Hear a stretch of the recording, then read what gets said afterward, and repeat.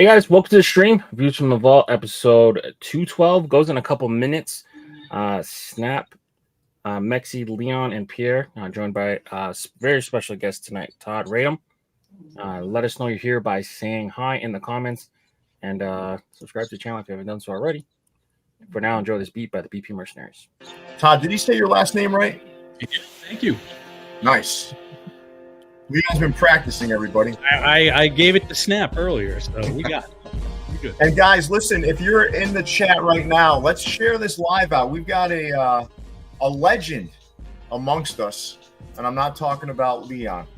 We got Todd here. You guys are going to learn a little bit more about Todd early on in the show. He's going to be with us. I don't know if Todd knows how long the show is, but we've got him locked in here. So, but Todd, if you have a hard stop, it's okay. You just let me know. We're good. All right, this will be great. And guys, really share this out. This is going to be a great live. I want to thank Snap for reaching out to Todd and getting Todd on the show. This is an honor to have a guy like this on the show. So, thank you. We've interviewed a lot of people on this show. In the early days, this show was loaded with people we interviewed, right? I mean, come on. We haven't done that in a while, and it's a good kind of revisit. And what better way to revisit that sort of style of show than with Todd? Oh, yeah. We got the man in the building. That's right. Listen, I had to give up my visa to get this man on the show. I lost my citizenship just to get this man on the show, man. Todd, it's great having you here, baby. It took a little while, but we got it done. No, I thank you, Todd. Because if he loses his citizenship and gets deported, man, you just did the whole hat world a favor. I don't want to be responsible for anything like that. I'm happy to be here. I appreciate you guys. Snap, we got it done. It took a little while, but better late than never, right? Todd, I'm not gonna lie. You look like one of the guys from my Topps cards that I get from Toppers. You know those pitchers that did a no hitters back in the 80s. There you go. That's you look like you could do a no-hitter in Major League Baseball. That's all right. That's good. I appreciate it. Did you play baseball? I did, but I was not very good. I think I washed out in Little League, probably. So yeah, it's been a little while, but yeah. Any other hobbies besides sports? Well, I'm an artist. That's the story of my life. Like to travel, do photography. Nothing especially particularly crazy or interesting. I always say, for those of us who are lucky enough to make a living doing what we love to do, it's kind of a blessing and a curse because your work is your hobby to some degree. So I try to get some other stuff done, not work all the time, but yeah. All right. Never gonna be one of those golf guys. Never have been, and I'm certainly not now. Well, Todd, the humility is impressive because we appreciate the honesty. You could have told us you were a superstar shortstop in high school. No one's going to know. No, somebody would come on. There's somebody somewhere. Yeah, you're right. So you're right. Well, listen, guys. So we have already well over 100 people in here. Let's hit that like button. Come on, man. What other show is going to provide you with entertainment on a Friday night? And you got Todd here. Todd is a legend in the game. You're going to learn more about him. Snap got him on here, which again, thank you again, Snap. And Juan Bay Area Fitted, if you're having a hard time renewing your Vault Club membership, I think there's some folks in the chat that may be able to help you. I've had a couple other people that had that issue too. So just check in with them. Sometimes cards, when they expire and things like that, give a hard time when you're trying to renew again. But just check in, and guys in the comments, if you can help Juan out, that would be appreciated. As we get close to 60 likes already, we need to get to 100, guys. 100 nice and early. And share out the live, guys. There's a show I watch on YouTube. It says, "Don't be a hoe, share the show." So let's don't be a hoe, share the show. And Pierre, Team USA looks like they're going to be winning the gold medal, baby. Yeah. Well, they almost got their ass handed to them by Serbia. So I don't think Rudy Gobert is going to do anything to our USA team. You never know, dude. I mean, listen, NBA players are NBA players. You got Wemby over there. You never know what could happen, man. Got a home court advantage too. Yeah. And that served them well against Japan. If you watch the game against Japan, that home court advantage served them well against Japan because Japan had them beat. You know what I got into? Volleyball.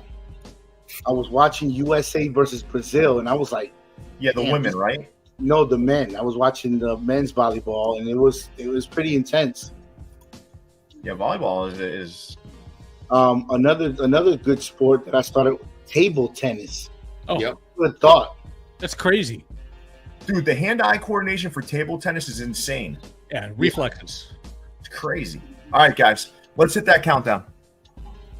It's the views from the vault, live and direct, and it slaps. The finest of fitted to community built on caps. Sponsored in part by the best in the business. No suggestions of fitted to classics and vintage. New era sickness, fire in the mix, it's ridiculous. It ain't no secret to the dopeness. If you're not focused, you left hopeless. Speaking of science of drops and what's tops. Pierre, Leon, Jason from the vault, bringing you nothing but hot. Best of the best, exclusives and Clink vision. It's a distinct mission in the embroidered thread of a system to bring you nothing but the real. Just link and get with it. All keepers, no sleepers, no weepers. You know what it is. BP Mercs work the sequence first, bringing the work with the fits. It's the moment you've been waiting for. It's dubs and somersaults. Welcome to a whole nother level of fitted. It's views from the vault.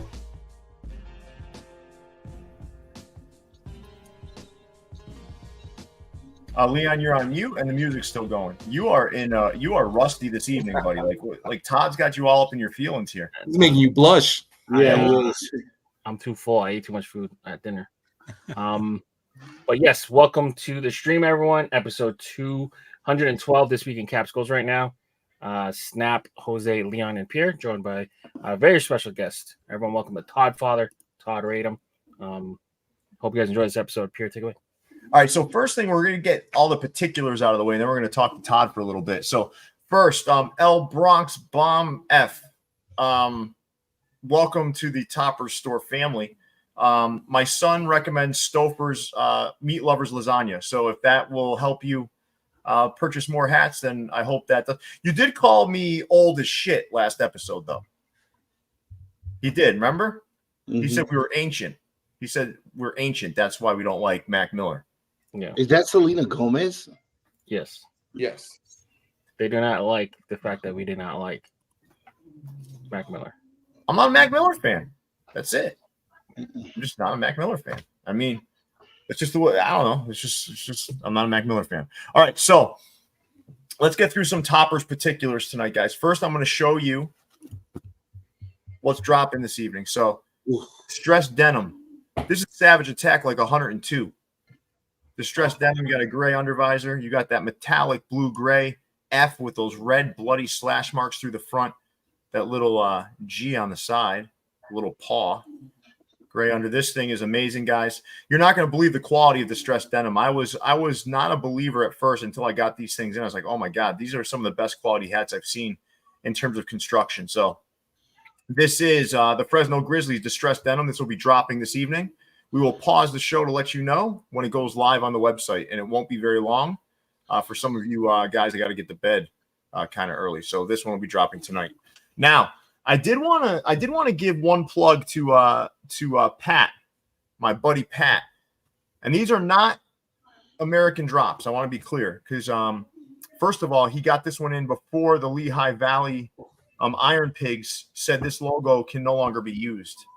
So this will be coming to Topper Store Europe very soon. So look at this bacon lover's dream. It's a Spanish bacon. So Pat and I had put one together for the U.S., and then the Lehigh Valley Iron Pig said, hey, guys, not so fast. This logo is no longer able to be used. But damn, get this one from Topper Store Europe. And then for those that don't know, you all know I'm a huge Boston Red Sox fan. We've got an American version coming, but this is the European version. So this is a nice, clean Boston hat with something that's iconic to all Boston Red Sox fans. I've sat in traffic looking at this sign, the Sitco sign, many a time. So I've also seen Manny Ramirez hit him into the lights around there. So this is coming to Topper Store Europe as well. I just want to show these two off. A little care package came from Pat today, and I want to make sure I showed these off. So that's Topper Store Europe. Now, tomorrow, 3 p.m. Eastern Standard Time, we're going to have the Vault Club exclusive preview of Topper Store USA hats, 3 p.m. So for Vault Club members, prepare for 3 p.m. tomorrow. and get your invoice requests in. That's another loaded video. So that's really it, though, guys. That's what I have for Topper's store today. We'll get into the hats we're wearing, and we can keep me out of the poll today, but we'll go through and we'll show our hats. You guys ready? Mm-hmm. All right, let's do it.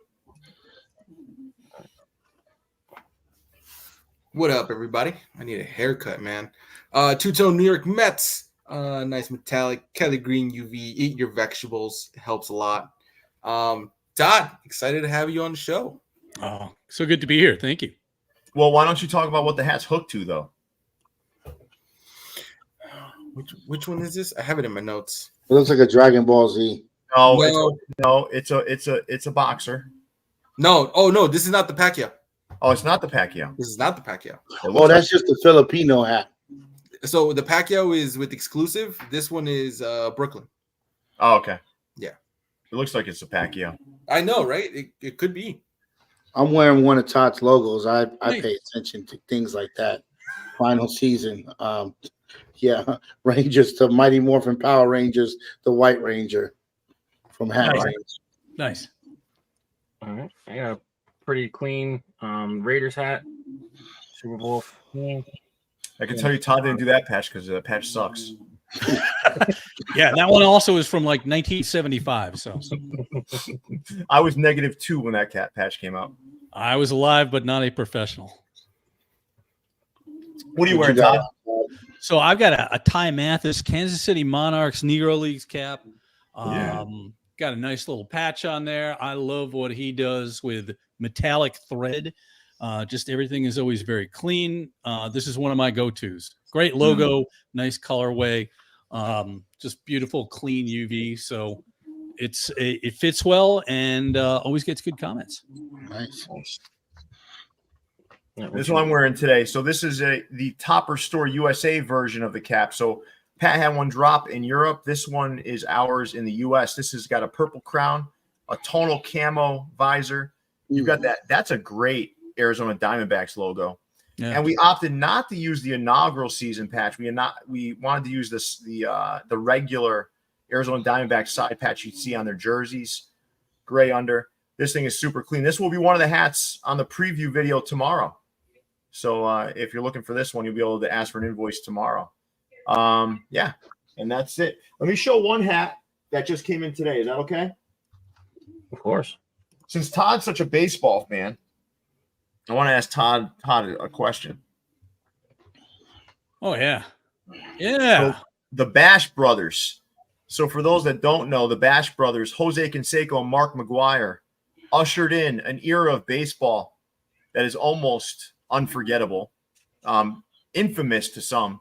To me, it was the most exciting era of baseball. Whether you like steroids or not, man, I mean, it just it saved baseball. Steroids saved baseball for a brief period of time. But the Bash Brothers, I wanted to unleash this logo, and we got the Oakland on the side. Mark McGwire and Jose Canseco would be proud. So this is not in the preview video tomorrow. This is a ways away, but I did want to kind of show something that came in the order today. I love it. And Yeah, with the A's leaving Oakland after all this glorious history and the Bash Brothers, what a, just massive, like 1988, 89 World Series to get to the 90 World Series. Just remember that poster with those guys. You're right. And Jose Canseco has a very lively social media feed for those that might be interested. Yeah. 1 second, Snap. I just want to kind of finish this part, right? Mm-hmm. So for me, I understand like the hatred of steroids, and I get it, right? And it kind of the integrity of the game and whatnot. But in all honesty, like if steroids didn't infiltrate the game may be a lot different now. It really did create a ton of excitement with that Mark McGwire and Sammy Sosa sort of home run chase and whatnot. Whether it was injected with steroids or not, it did really help baseball. And the reason why we put the Oakland side on there, guys, is because that's not going to be able to be used pretty soon. So I want to get an Oakland side patch on there to make it even more nostalgic and rare. So that's it. So that's what I wanted to show. Now let's get into it with Todd. What were you going to say, Snap, before I start? Todd has this voice of like a fucking baseball announcer. Top of the Well, internet. I do the ESPN Baseball Tonight podcast every week, Fridays with Buster Olney. I've done this for 10 years. Do a certain amount of media stuff. And so, yeah, I got it. But thank you for recognizing it. You do. You got like this fucking sex operator voice. I love it. Well, I'll tell you, Todd, he's not a baseball fan, so he'd never listen to this podcast. But, me, that's right up my fucking alley. So, yeah. But listen, Todd, guys, just so you know, the reason why we're late is because I was just talking baseball with Todd and just kind of like, man, I love when we could talk about I love when I have a guy across from me that I could just talk baseball about and just gets it, man. I appreciate that about you.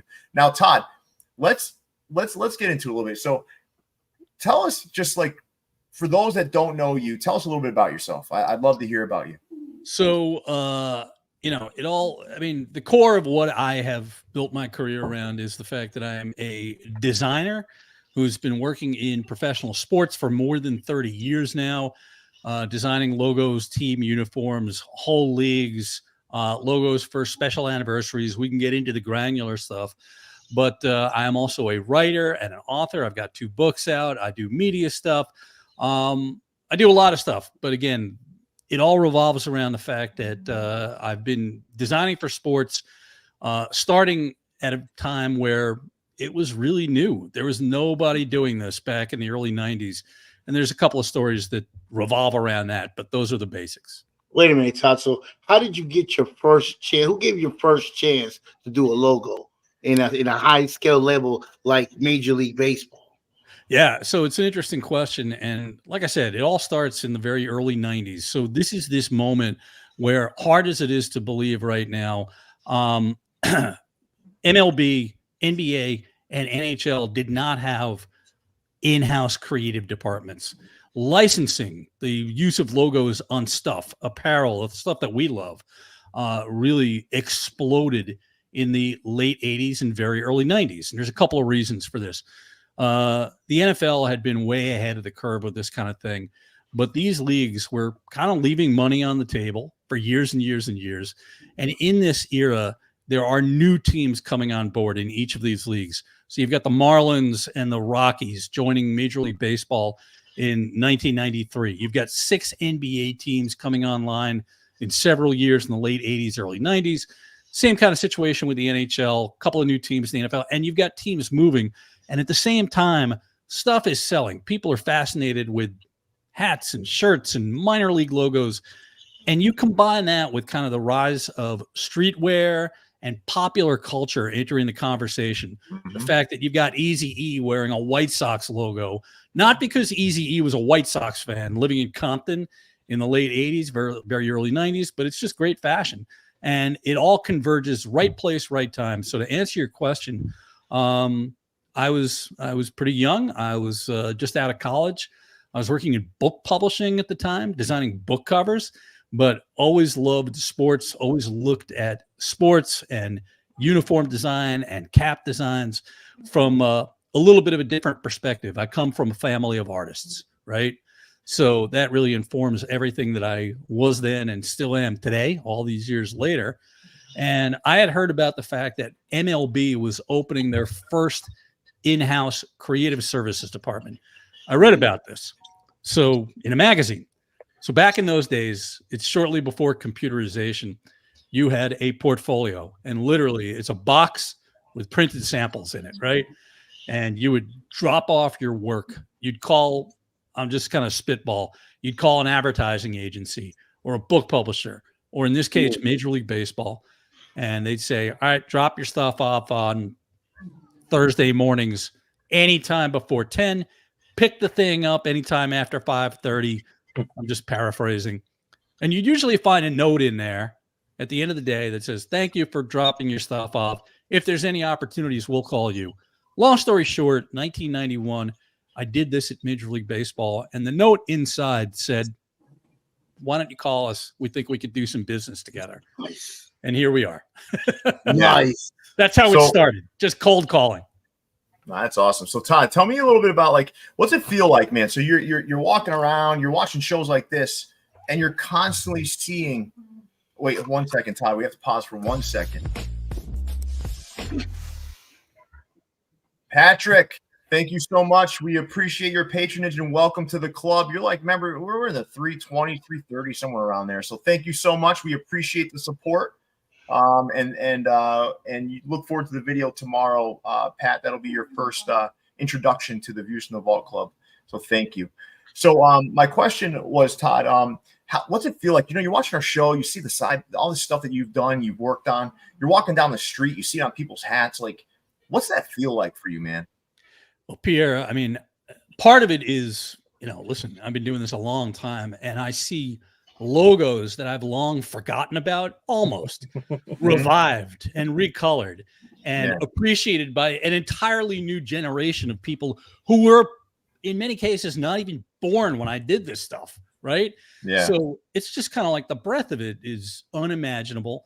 I'm still, you know, I still feel like a little kid when I see something out there and new, especially in like a weird context. I have a friend of mine who texted me earlier today from Peru, and he sees a guy with, I did the Jackie Robinson 50th anniversary logo back in 1997. That's a long time ago. Mm-hmm. So he shoots me an picture he took of this guy wearing a modern cap with that logo on the side.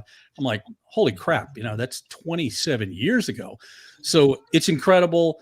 It's been a long road. I'm very gratified. As I said earlier to you guys, it is humbling and great to be able to do what you love to do, but to have been able to do this for so many years and still have it in me. You know, like I said, it's deep and it's got a lot of breadth. So it's cool. Todd, yeah, 1 second, Snap. Before I ask the next question, right, Todd, I do want to make sure that everyone understands too. I met Todd in person out in Jamaica, Queens when Lids HD opened. And I want to say the one thing that really stood out for me was the humility. So like there's so much stuff that Todd's been a part of or created, right? And you're sitting there talking to him. I'm talking sports with him and just like, listen, this is a grounded guy that's grounded in humility, man. But and I got to tell you, that's what struck me most was that. But I got to ask one other question that kind of connects to the other one. And really quick, it's more about like, without being specific, is there ever a time you see someone utilize your work and you're like, what the fuck? Oh yeah, no, it happens. It happens. And yeah. I will say not often because I think, listen, you know, part of designing all these logos that we're talking about in their original form, listen, a lot of them were meant to be kind of like they come and go. They're kind of like comets shooting through the air. Some anniversary logo that was going to be used once in 1994. All of a sudden, all these years later, here we are, and it's back. So to see it maybe recolored in a way that I might not have done, again, it's kind of like, wow, this is really cool. It's back. And I will say this, Pierre, being a creative person, and I think, you know, there are probably a lot of people on with us right now who can understand this. It's humbling because, you know, it's not brain surgery, right? You do it one way. And if you're a brain surgeon, you do it wrong, you're going to kill the patient, right? The creative life, as I call it, is, you know, your successes or whatever success you've got is usually built upon a small mountain of failures or maybe a big one. Oh, yeah. So it's all cool. And, you know, things come and go and we're on to the next thing. Well, I'm like a level 2 compared to your level 10, man. So for me, it's really when I see someone enjoy something that, like, you know, that we put together at Topper Store USA, it feels so good. I can only imagine what it feels like when you're doing it. I mean, you know, one of the things that really stands out to me is I have this thing, right? Like there's 2 things that really bother me. And it's really messing with the Jackie Robinson patch. I can't stand it for some reason. There's something about it that just bothers me, messing with it too much. I saw one done that was really nice. It was done in a Kansas City Monarchs colorway, which made a lot of sense to me. But some of it, this one I don't toy with, right? But how do you feel about these mismatch patches? So let's say you got a Red Sox hat, right? And you put like a, I don't know, man, like a Cubs World Series, 1990 Cubs World. How do you feel about that? Yeah, sometimes it doesn't make sense. So, you know, part of what I am, I also will tell you guys something you probably don't know. For the last 30 some odd years, I have redrawn and researched and maintained the archive of Cooperstown collection logos for MLB.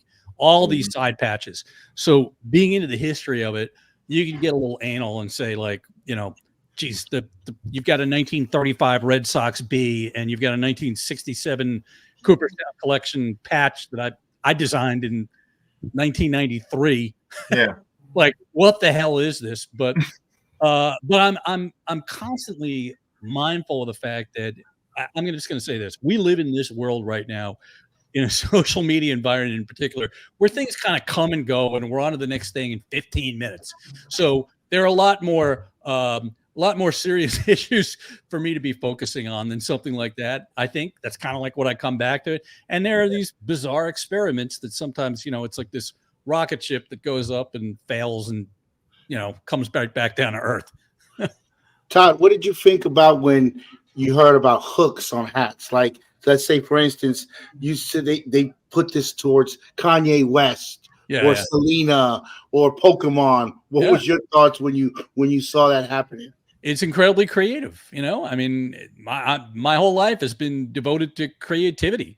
And that's a very creative concept. And I mean, you know, you think about storytelling. Storytelling is kind of like the imperative of our times.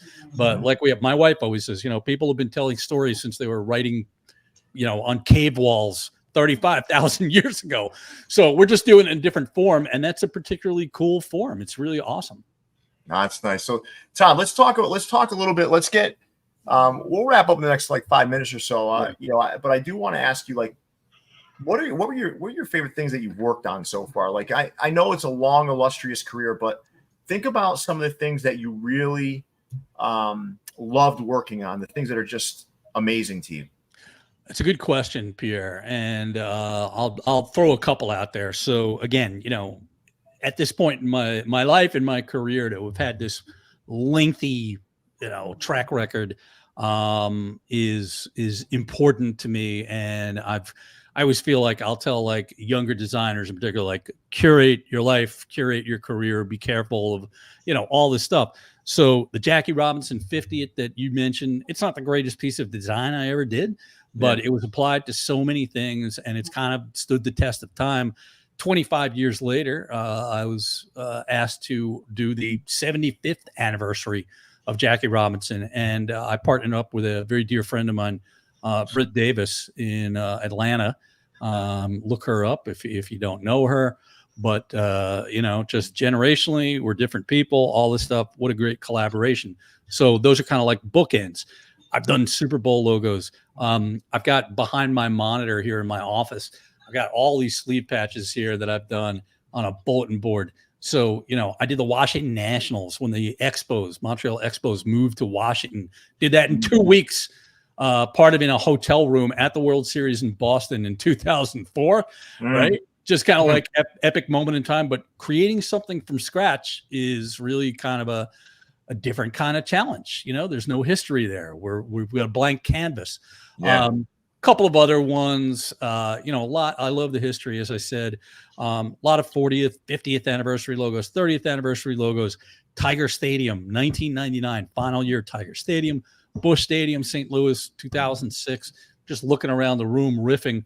Here's one cool thing that's not necessarily the most mainstream thing, and it doesn't necessarily speak to what we are all about in the headwear world, but I work with Ice Cube on his Big Three basketball league.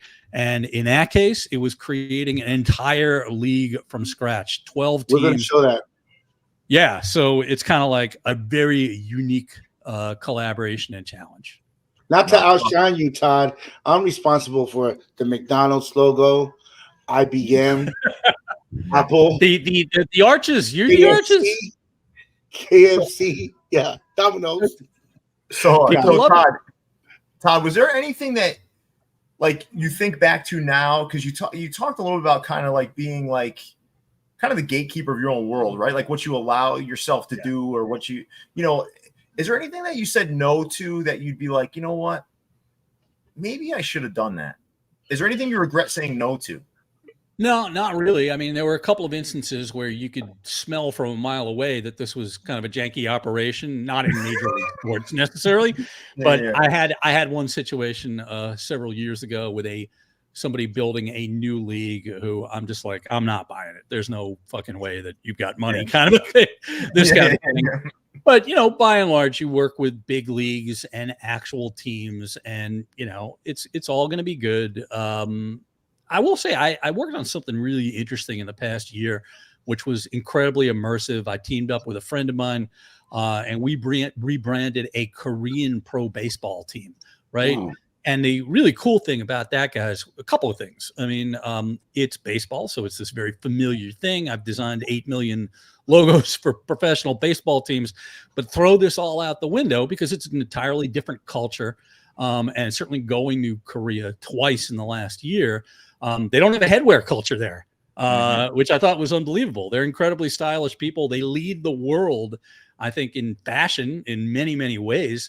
And they're all about the jerseys, but headwear, nope. I guess they're not suffering from male pattern baldness. Well, it was explained to me that if you see somebody walking around a mall with a baseball cap, it means they didn't wash their hair yesterday. So we need to, this is a big market. We got to do something about this.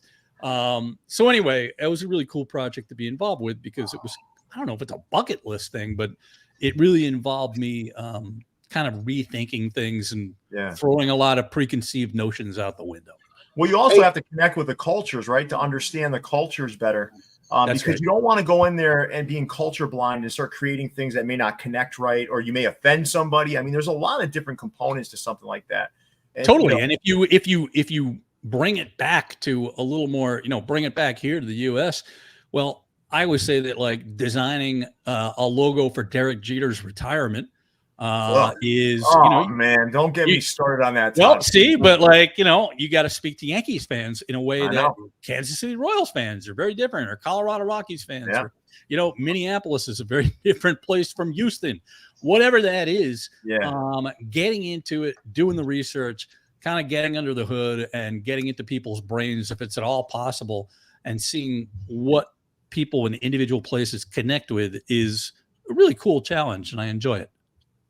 Yeah, and I'm going to hand it off to these guys for one more burning question before I wrap up, right, Todd? But I have to ask you one question, and this is for the baseball lover in me, right? What is your most important baseball moment, since you've lived through so much in terms of the sports world and baseball specifically? I want to know your signature baseball moment, and then I'm going to see if it matches up with mine. As a fan? Yeah, as a fan. Oh, Pierre, you and I are both Boston Red Sox fans, and I kept the faith. I'm a native New Yorker. I grew up in Yonkers, 7 miles, like we said before, north of Yankee Stadium. I had a girlfriend in 1986 who was a Mets fan, Whitestone, right? Saw them. Where I'm going with this. I know. I will tell you right now, on October 27th, 2004, I'm in St. Louis, Missouri, and I am watching the curse wick away, the alleged curse. Yeah. And you know what? So you can see, right over here, there's a baseball on my wall, right? Yeah. See that little thing on the wall? It's in a little case. I'm in the upper deck above the St. Louis Cardinals bullpen. Jason Isringhausen, St. Louis Cardinals, comes into the game. He throws this ball up. I'm a righty. I reach about 25 feet to my left. I'm exaggerating, with my left hand, and I get this baseball, and that's it. So that's my moment. What about you? All right, so I got to preface it. 2 terrible moments, right? I was only 9 years old, and I got my first taste of what it was like being a Red Sox fan when I watched the ball go through Bill Buckner's legs in 1986. Yeah. Okay, that's that. But the second worst moment was in 2003. I was watching the game at home. I had just my wife at the time was pregnant with my first child. I'm watching the game. It comes back from commercial break just a little bit late, and all I see is the end of a Wakefield pitch getting blasted into left field, and ending what I thought was going to be the Red Sox year where they were going to win the World Series. Yep. And then obviously my favorite moment, though, is when they won the World Series. But there was this in Game 4 of the ALCS against the Yankees. And they ended up winning that game in extra innings. That's when I was, unlike most people, I believed they were going to win that series at that point. I felt the shift. I'm going to tell you right now. I was at Game 3 of that ALCS Ooh, that at was an Fenway ass Park, whooping. and they got their asses kicked 19-8, and I stayed until the final pitch. And I stayed at a hotel, and I just remember being in the T on the subway and hearing people dropping F-bombs and saying, like, why do I do this to myself? Why do I invest my time? And a week later, I'm at Game 7 at Yankee Stadium. They overthrow the Yankees. You know, Red Sox fans are just any Yankees fans who are listening. I'm sorry to bring up bad memories, but I'm not sorry. You know, it represented this change in the culture. And listen, you know, I went to a couple of games at Fenway in 07. I was at Fenway for the winning Game 6 of the World Series in 2013, and I was in LA in 2018. I never thought I'd see one of these, much less 4, much less be there for the last out for 4. So it is, yeah, you know, we live and die, but you know, we're into the fashion part too, and they can mix and mingle together. Absolutely. So before I hand it over to these guys, right, I just want everyone to know in a couple of minutes, the hat is going to drop on Topper Store USA. So I don't want to interrupt the questions that are about to be asked. So as you guys know, Leon, if you could put that link in the chat when it does go live, that would be great. There will be a link in the chat, guys, to go and pick up your Fresno Grizzlies distressed denim that'll be releasing. That one's going to move fast. So I would grab that if I would get on that if you guys go on a different tablet or phone or whatever and order it there while you're listening. So what I'd like to do is hand it off to you guys for you know, a last question or two, and then we'll show off some of Todd's work, and then we're going to get into the show. And we may breeze through a couple of stores this week just to make sure that we don't keep Todd on too late and keep us up too late. I'm getting old, man. I'm fucking almost 50. So we got to make sure that I get my sleep in. So let's do this. Let's start with you, Mexi. What sorts of questions do you have for Todd? All right, Todd, I got 2 questions for you, okay? So one of them is baseball related. You kind of told us how you, in the beginning, you alluded to how you basically, in your childhood, brushed through the minors and T-ball and then peaked really when you were playing Pee-wee, right? You look like somebody who took the original steroids, you know, the Flintstone gummies. So let me ask you, do you remember your stats of the best year you had in Little League? I don't, but I do have this great picture of me in like 1970, long before any of you were born. And I'm wearing the uniform well, and I got the cap on, and the bat looks good. So, you know, it look good, play good. Well, I look good. I don't know what the stats were, but I know I look good, and it's documented. There. That's beautiful. So thank you. And the second question, you know, it would not be the teacher in me to ask this type of question because you are the second successful like person who made a career with art, right? The first person I got was my former co-worker who also was an artist, got into digital media, and that really elevated her career. And you said that you come from a family of artists. Yep. So what piece of advice would you give to younger artists, but also young parents who may not really have grown up with the fact that you can be successful and financially stable with art in some form? Yeah, it's a great question, and it's something that's dear to my heart because, again, having grown up in this creative family, you know, in so many ways, it's not like I had a leg up that somebody's going to give me a job, but I'm always mindful of the fact that I'm lucky because it was never necessarily encouraged to go into a career in creativity, but it was never discouraged. And there are certainly a lot of people who don't have that experience. You got to have a practical job. You got to make money, go to business school, whatever you're going to do. So I think that to answer your question, you know, just exposing kids to art, which I've done with my own, you know, when they were little, taking to museums, doesn't have to be expensive. You know, looking around, being, you know, being intellectually curious is what I would say. Reading books, taking a walk and looking up and getting out of our devices, which we're all guilty of. I think those are all little things, but you know, when you're raising kids, I just think like, you know, taking your kids to the Met in New York or something like this it was so valuable to me as a kid. I remember my grandfather taking me to museums. Like I said, just informs so much because it speaks to history and beauty. And sometimes we could have beauty for the sake of beauty, just looking at stuff and learning about all this stuff. I could go on and on, but that's pretty much it. Great questions, Mexi, and thank you, Todd. We'll move on to Leon, and then we're going to end with Snap. Leon, what do you got? Yeah, like we're kind of blessed in that we get to see a lot of your work as it's finished and get to enjoy all that. But were there any logos that like didn't make it? I know sometimes you post process pictures or different options or whatever. Are there any logos that kind of stick out that like you wish the team would have went with? Or oh yeah, there's like a mountain of little failures to your point. And you know, something I alluded to just a little while ago. Yeah, sometimes stuff doesn't get out of the box. There are a couple of all-star game logos, for instance, for MLB that just, you know, never saw the light of day and somebody else wound up doing it. You know, generally speaking though, you are going to get contracted, you're going to get hired to do a job, and you're going to see this whole thing through. But there are on occasion what we would call bake-offs, right? Where you're getting paid a certain amount, but you're going up against a couple of other people and somebody else is going to get that. So yeah, I mean, there's some weird ones and things that just never happened. I had one today, as a matter of fact, which I can't talk about, but it was an event that's not going to happen, and maybe it will in the future, but the uniforms are going to look dope. The logo for the event is going to look dope, and maybe it'll happen someday, but yeah, there's a certain amount of that for sure. All right. Thank you, Leon. Appreciate that. Now, Snap, let's bring it home. Snap, what questions do you have? All right. I'm a creator just like you, right? Now, you're doing this over so many years. You probably have a formula or a ritual or routine that you do when you go to logos. Yeah. So what I want to know is, you get a job, you're starting from scratch. What gets you in the mood? Do you lower the lights? Do you play certain music? Do you drink something? Do you eat something? What is your ritual when it comes to making a logo? It starts out with sketches. It starts out with like just, right? Like doodling, like just putting pen to paper.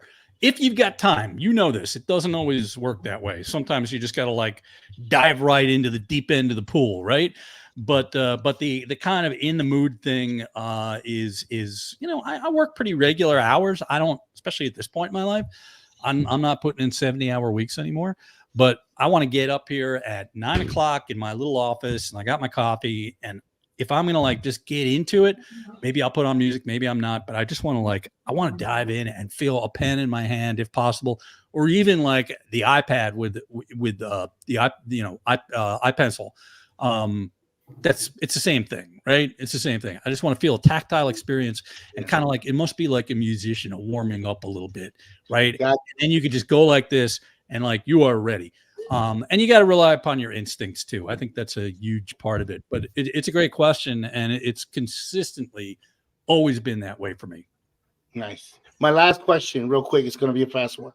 You know how we have a hack community, right? Oh yeah. And we all banter and talk to shit with each other. Yeah. Is there a logo maker community?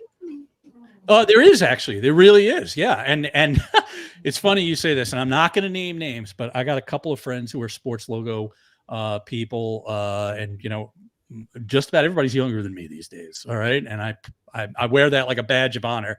Pierre, I see you over there, and I'm older than you. But anyway, we've got this like running text thread that I have Mean Girls thread. It's like Mean Girls, right? So, but anyway, but we'll talk shit. But by and large, it's a very generous community. There are always really young people who are looking to get into it.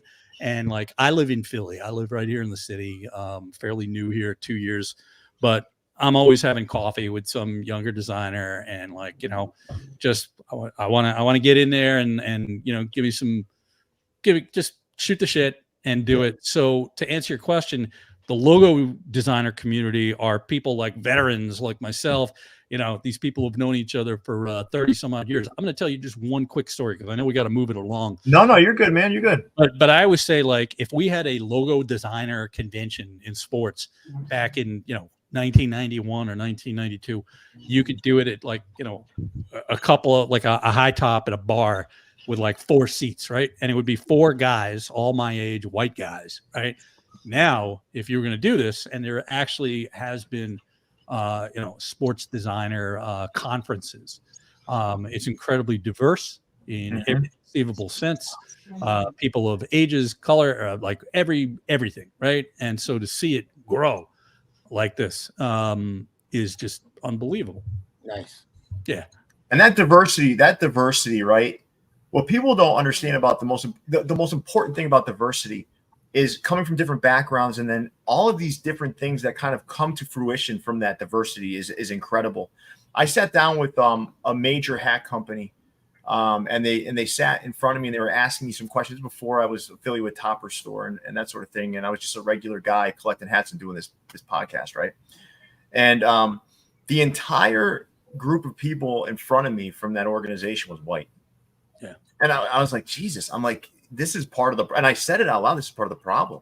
Like, if you're looking to change things up, and I love how you brought that up, because I think that diversity and kind of the change in demographic in some of these sort of fields has really spurred on so much change, and it's a different world now. Yeah, a lot of innovation. And listen, the kind of stuff that I do and that you guys love and you collect and design and all this stuff, like we're trying to like appeal to just the broadest range of humanity out there. Yeah. I don't care who you are. And, you got people who are hardcore sports fans who love the logos because they have this devotion to their teams. But by and large, the kind of people that, in our hat community, they're it's about the drip, right? They're matching their headwear, their sneakers, or whatever. They just want to look great. Maybe there's some cool logos that just are cool. I find that all the time, right? And like, and like you can't pigeonhole that into a certain kind of person.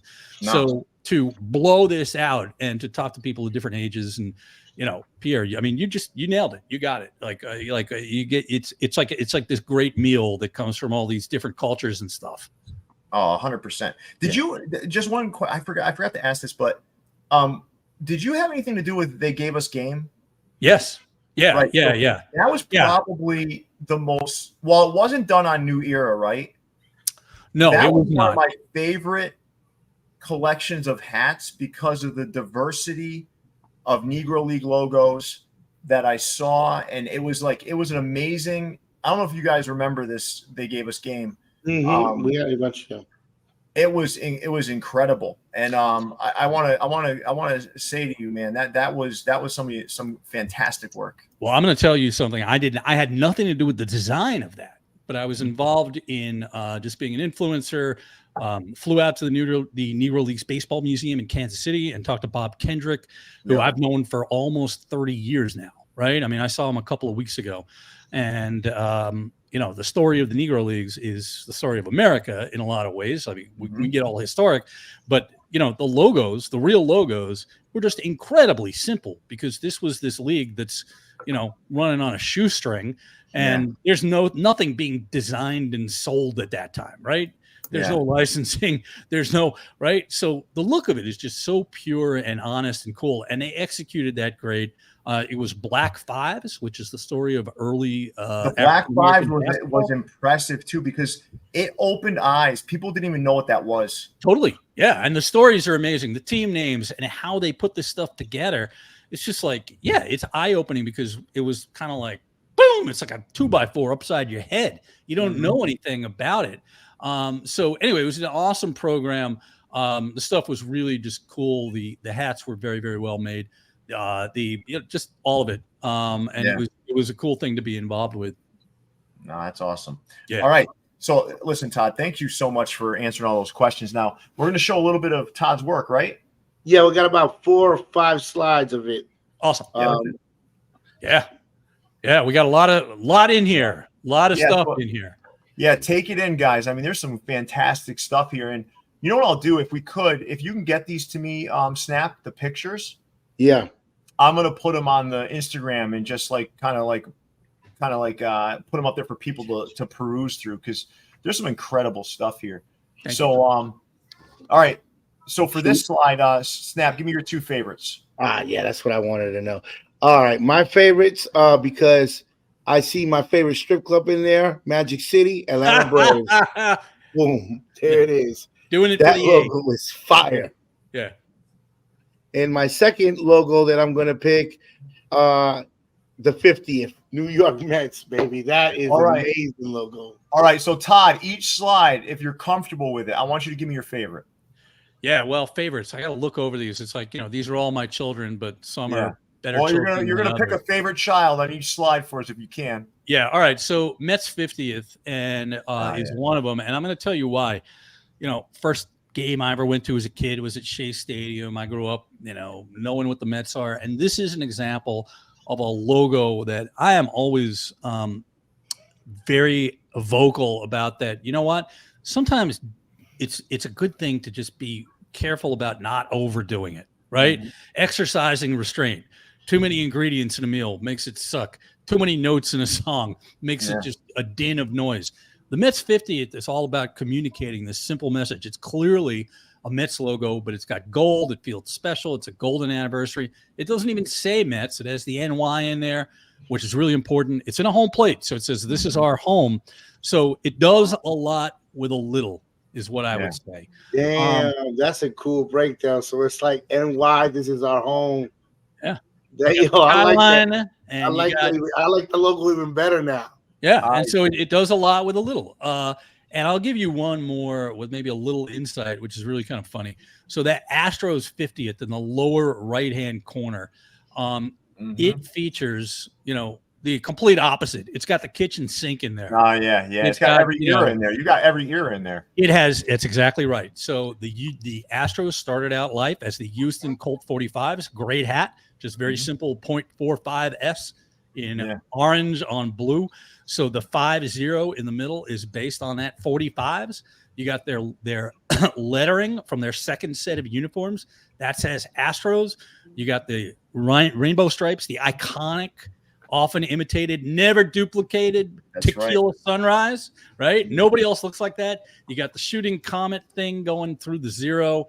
And you've got what was then the primary logo, the broken star at the bottom. So 10 pounds of merda in a 5-pound bag. Listen, man, that's fucking beautiful. Yeah. No, it is, man. That's the perfect side patch in terms of you've got everything in there for that 50-year time period. That's fucking amazing. It's got a little something for everybody, right? Of course. Yeah. And it makes sense when you hear it broken down like that, right? Yeah. You understand how important and how complete that side patch is. So for each one of these slides, I'm going to give you one that I haven't seen before that I fucking love, and it's the 1991 Minnesota Twins Kirby Puckett looking era sort of. Yeah. Is that a championship ring? So yeah, I'm looking at the one on the right. Oh, well, there are two of them. Yep. So you got the 87 Twins, which is in the same row, third from the left, and you got the one on the right. And so here's the thing, and I don't know if everybody knows it, but the World Series trophy has changed over the years. There are all those little flags on there, and the number of flags corresponds with the number of teams in Major League Baseball. The trophy has changed. So that reflects the 1991 trophy. There's a lot of information in there. I mean, there's a lot of words. So again, distilling this down to something that's recognizable. They use this primarily in the ballpark. This is, like on the outfield walls and stuff. And then the same thing goes with that Twins logo, third, just to the left, third from left in that center row, honoring the 87. A lot of words, championship rings. Done a lot of work for the Twins over the years. They are very, how can I put it, design savvy. They have one of the best portfolios of side patches that I've ever seen. Yeah, and I'm honored to have done a bunch of them. And as you can say, 50th and 60th upper right, 50th on just to the right of that, second from right. Yeah. And it's interesting. You guys probably know this. They wore that 50th as a sleeve patch only on the road because it was the first year of Target Field. I did that patch too. So they just had a lot going on that year. All right, so we'll take a look at the next slide though, Snap, if we could. And Todd, as we move to the next slide, right? Who's your favorite non-Red Sox player? Favorite non-Red Sox player? Yeah, of all time. I don't even know if I have one. I live here in Philly these days, so I am partial to the Phillies in that respect. But player, I couldn't tell you. They're neutral territory. See, for me, when I was younger, I liked Kirby Puckett so much. I don't know what it was about Kirby. I loved him. Yeah, and All right. generationally, that's it. Like, I grew up in the 70s, so entirely different cast of characters for sure. Yeah. All right. So Leon, give me your two favorites from this one. Ooh, this is cool because there's some. Oh, yeah. This is twins heavy, man. We've seen like 5, 6 twins already. That's awesome. Yeah. I'm gonna pick that Safe Call 10th anniversary. I've never even seen that one. Yeah. And then the 20th Hammond Stadium. Yeah, that's their spring training stadium. Oh man, that's beautiful. Thank you. Yeah. No, really nice. This is more great work. What's one that stands out to you here, Todd, that you'd want to tell us a story behind before we move on to the next slide? So I got a couple of things. Again, you, me, Pierre, we're Red Sox fans. So that 90th anniversary of Fenway stands out more than anything because it was on the left field wall for the entire season in 2002, which is like the coolest thing. It's in this iconic place, right? Yeah. So that's a big one. And I got to say, we hate the Yankees, but Yankee Stadium is a place that is near and dear to my heart. I went to hundreds of games at the old stadium. So doing that and doing the inaugural season one that's immediately to its right were very special. And I'll throw in one more as long as we're in New York. That Shea Stadium logo, third from right at top, which is still commemorated at Citi Field. It's out there. So it's still getting the love today. Again, this is one of these ones that was designed to be used for 1 year, one and out, but it kind of endures in ways that I couldn't have imagined when I did it. So it's kind of cool. And again, first game I ever went to as a kid with my dad was at Shea. So special. I love this shit. Todd, is there a logo on here that was difficult, like that just kicked your ass and you was like, woof, got it done? Maybe like every one of them. No, I'll give you a couple though. So Globe Life Field, the current Texas Rangers Stadium, bottom row where it says inaugural season, that was worn on the field. You cannot say Globe Life Field. You have to have inaugural season because it becomes another advertisement. So, quite often I have worked on stadium art like this where I'm just looking at renderings because the place isn't, it's not finished. And so imagining what this place is going to look like based on renderings is very, very different from, doing something like Yankee Stadium, which what it looks like. There's a lot of reference. You've got your own personal, hopefully, sense of place and all that. But that was a tough one. Nice. So listen, we're going to move to the next slide, right? And everyone out there, let's hit that like button. And I want everyone to give Todd a 1 in the chat for thanking him for coming on tonight and going through this with us. So let's hit that like button, everybody. Let's get it to like 150 likes, and let's throw 1s in the chat for a thank you to Todd for joining us this evening because this is legendary stuff. I'm going to ask you, Mexi, what are your two favorites from here?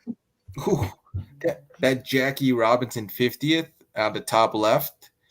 And you know what? Let's go. There's so many good ones. I will say the Mariano Rivera. Ooh, okay. The Sandman. You know which one my favorite is? Big Poppy? Both of the Poppies, man. Those are fucking money. Those are money. Which one is the Mariano Rivera? I don't know what that guy looks like. Number 42. It says Mariano Rivera across the top. Yep. That was his retirement one. Yeah. So they wore those on the caps and on their uniforms for like the last homestand of the year, his final season. I want to thank Mariano Rivera too, because we saw him so many times. We finally figured him out, and he helped us win our 2004 World Series championship. I got a very quick, good Mariano Rivera story for you if you got Yeah, I want to hear it.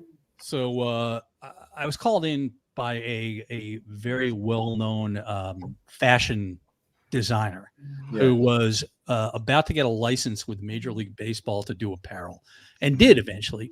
So I go to the guy's place, and it's just absolute insanity. It's in the Garment District in New York, and the guy, they put me in like a holding room with all this shit piled up to the ceiling, and you can't even see out the windows. The guy comes in, he's like, listen, he says, I'm really sorry. I'll be in and just give me 5 minutes. I got somebody here, and I'm sorry to keep you waiting. It was very respectful.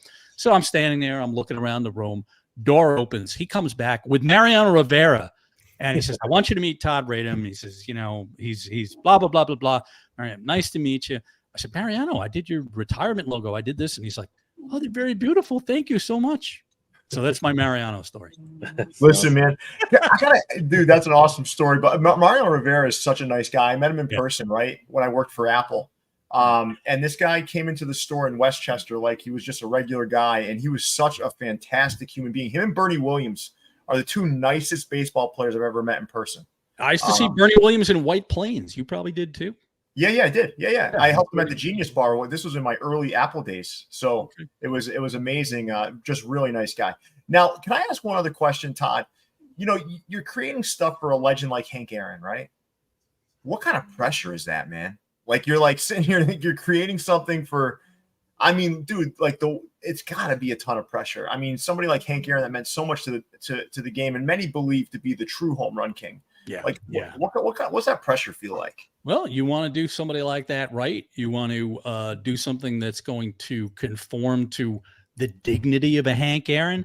I will say this: just a couple of weeks ago, I was out in Texas for MLB All-Star, and for the last couple of years, I've gotten to know Jackie Robinson's granddaughter, and she knows that and just unbelievable person, very wonderful person. But so to do something for a legend like Jackie Robinson, especially someone who is no longer with us, is a daunting thing for sure. So you want to get it right. You want to sweat the details. You always want to sweat the details, but you extra want to do it and just make everything as absolutely perfect and on brand as it could possibly be. You're right. You got it. You know exactly what you got to do. Yeah, that's awesome. Do you get merch by the truckloads for all the stuff your logos are on? Like shirts, jackets, jerseys, hats. Yeah, I got a certain amount of stuff. I moved a couple of years ago, so I offloaded a certain amount of this stuff on friends, and I just don't like to get high on my own supply, if you want to look at it that way. Yeah. So I like it. Not that it's not cool, but I like. You could see this in my office over here. Like I've got some cool stuff around me and a certain amount of stuff that I might wear, but by and large, not that much stuff. That's awesome. All right, so we got one more slide of these or no?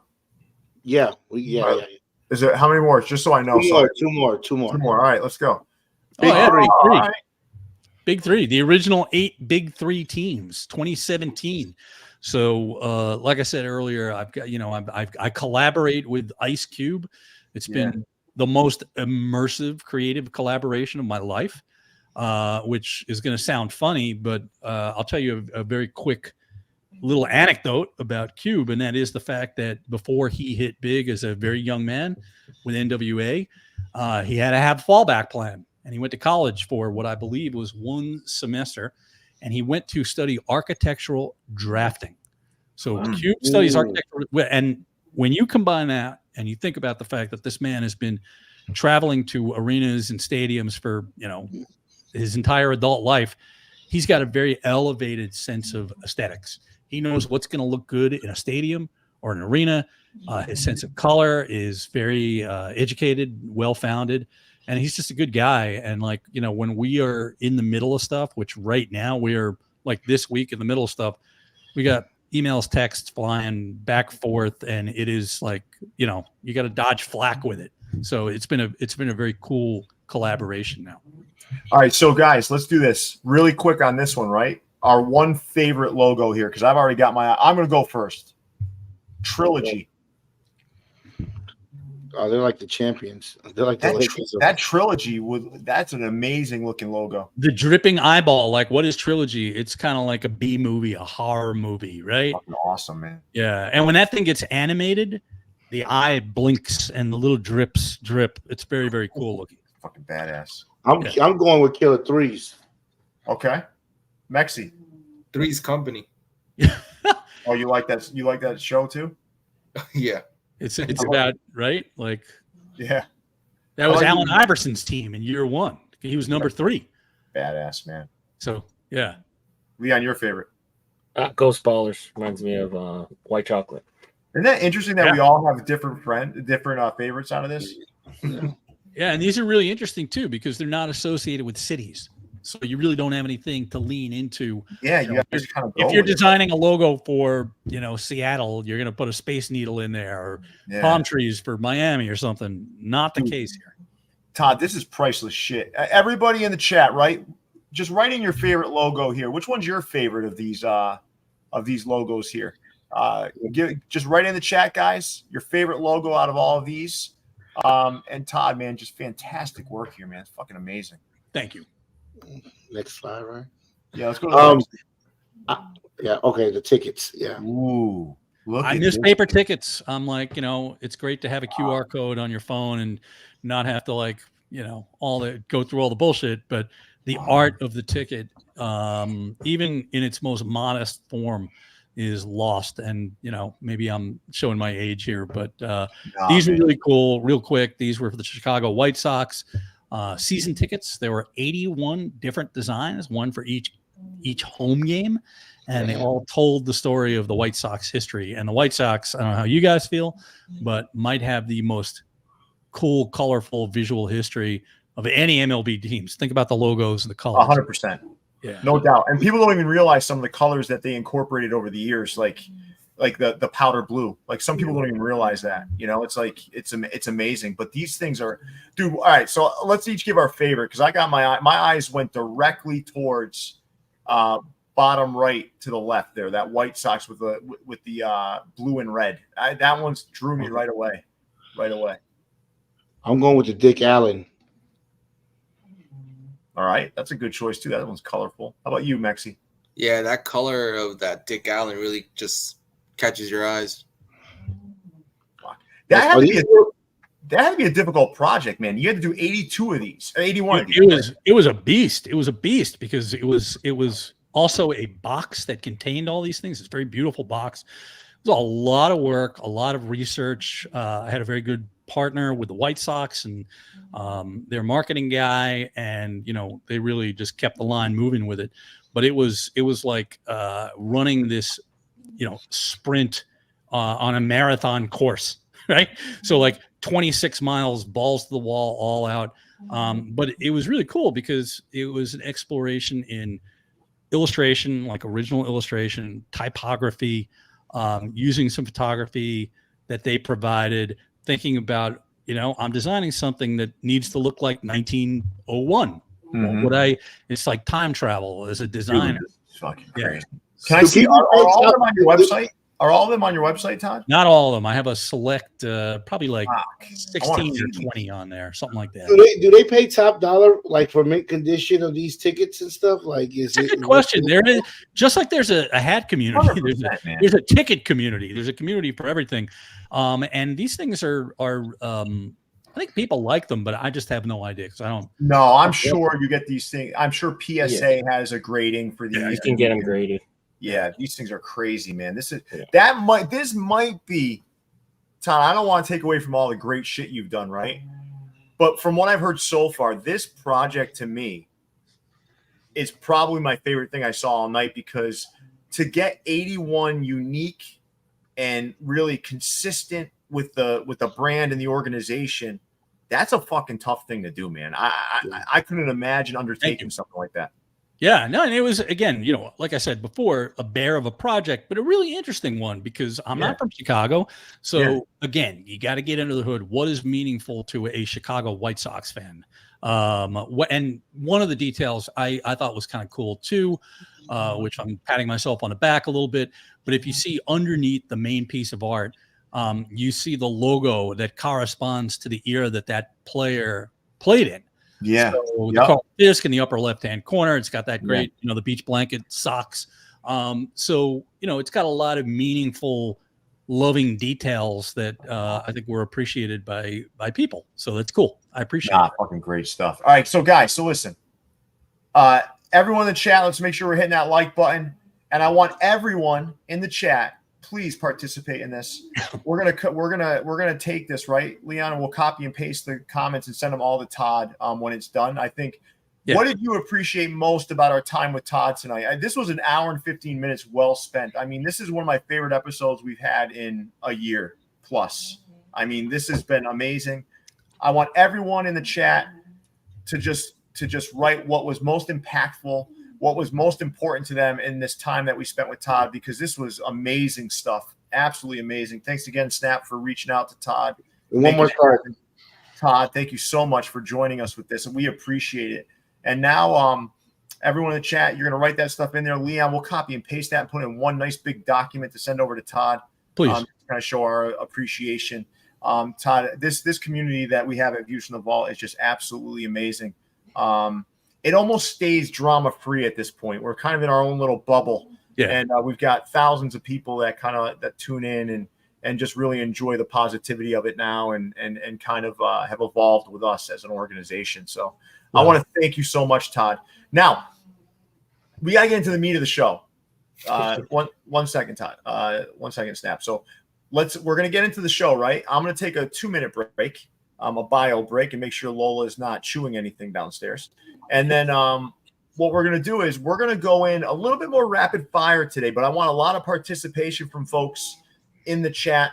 And we're going to do a lot of keep two, drop twos, and kind of like move through it nice and quick and maybe get Todd's insight if he sees a piece of his work up there.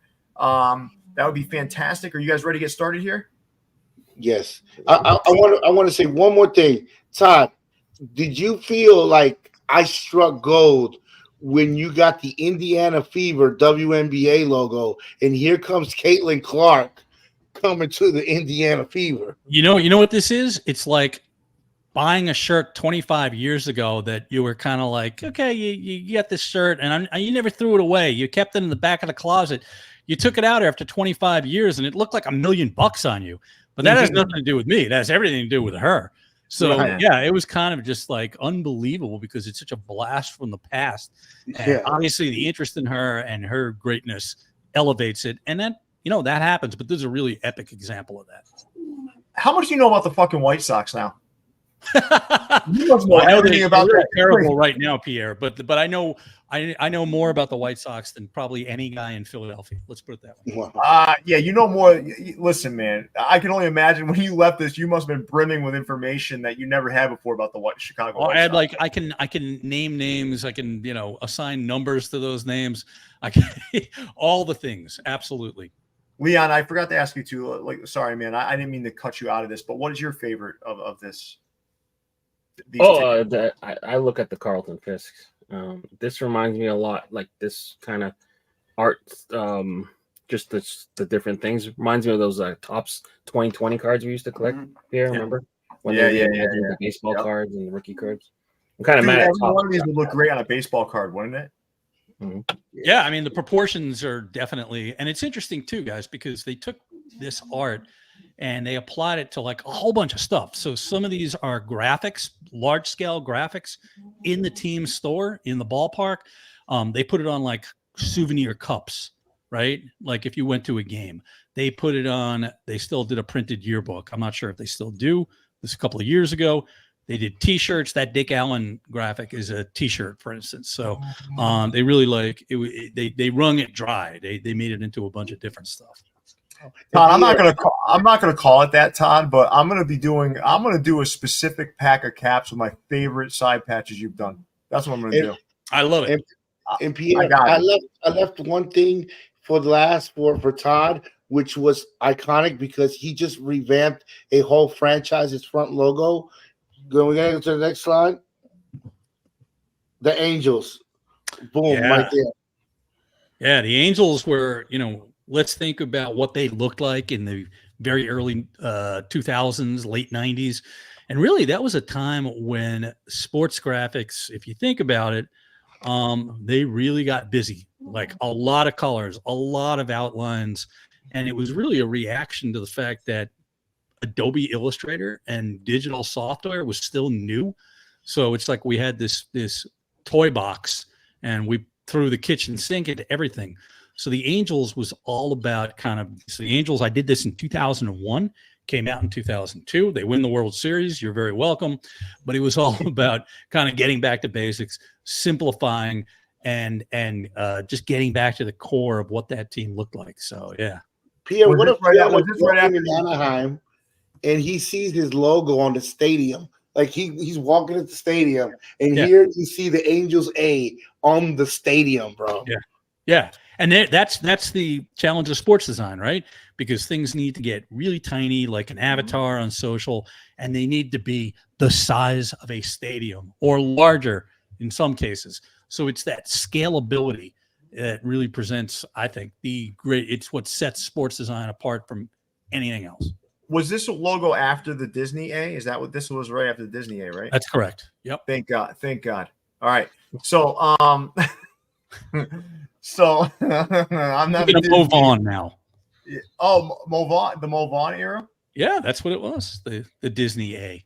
Yeah, Mo Vaughn. No, you're right. Mo Vaughn, though, with the Red Sox remember he had that burnt tattoo, that burnt. Yeah, tattoo? it was like a frat, like it was like a brand, like burned into it.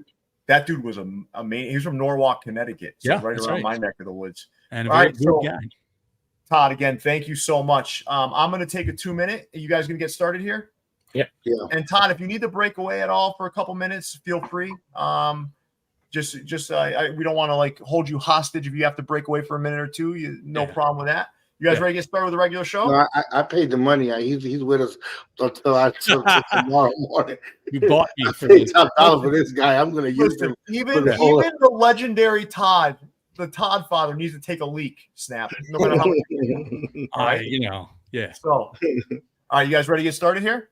Yeah. Let's do it. All right. So we're starting with 606 brims. There's an ugly ass Wolfpack hat there, but I'm going to ask you. You first, Todd. You're going to keep 2 of these. What 2 are you keeping? All right, that Crown Royal looking Orioles. I love the colorway. Yeah. I will say I am not a camo kind of guy, so I'm immediately drawn to the Chicago Bulls on the right because I like the simple colorway, and it's an awesome logo, and it's Michael Jordan, so you can't go wrong with that. No, outstanding. Leon, can you take the reins for 2 minutes, Leon? I'll be right back. Yeah, we got you. That Oreos reminds me of like peanut butter Girl Scout cookies. Yeah. Like the box of the Girl Scout cookies. That's what that reminds me of. Purple is it's very polarizing. Either you love it or you hate it. And I'm good with it. I like it. Okay. We're hearing in the chat that these are all WWE hooks. Okay, so let me get it. The Diamondbacks is Stone Cold Steve Austin. Yeah. The Wolfpack is the NWO Wolfpack. Who the hell is the Orioles? Doink the Clown? That's like Rey Mysterio colors, maybe. Yeah. But maybe. But I don't know. Who's the Diamondbacks? Another Stone Cold? I mean, both of them are Stone Colds? Very similar. Maybe right? Bubba Ray Dudley? Maybe. Nah. Whatever. Dudley Boys? I don't know. Whatever. Razor Ramon is the Oreos? No. Oh, I see it. Okay. All right. The razor on the bottom of the Oreo. Okay. No. All right, Ned. No, these are not the. I don't want to. Oh, no. This is DX Degeneration. Oh, okay. So what's the bull? Right? It's so The Rock. The Rock. Oh, The Rock. Okay. What are we cooking? It's got to be The Rock, right? I do not smell what they was cooking here. No way. I'm a bull. Right? Yeah, I get it. Okay.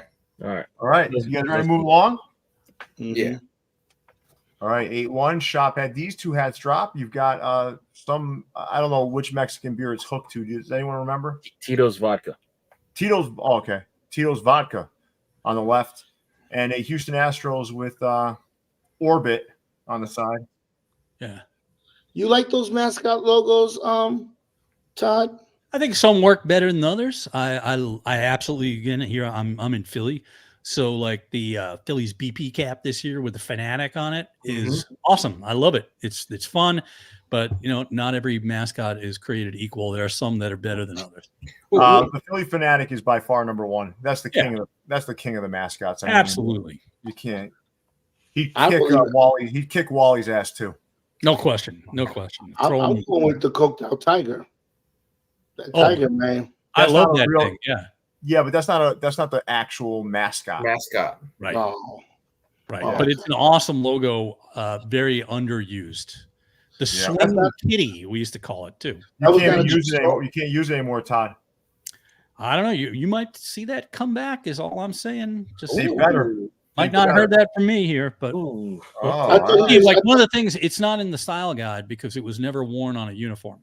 Yeah. It was always a promotional logo. It was like on stickers and publications and stuff. No, the Detroit Tigers the guy, he got caught in the bathroom, the mascot doing a little, cocaine, and They'll that's get what it banned again. of the name. Pittsburgh Pirates parrot got sent to prison for coke in the 80s. So seems to be a thing.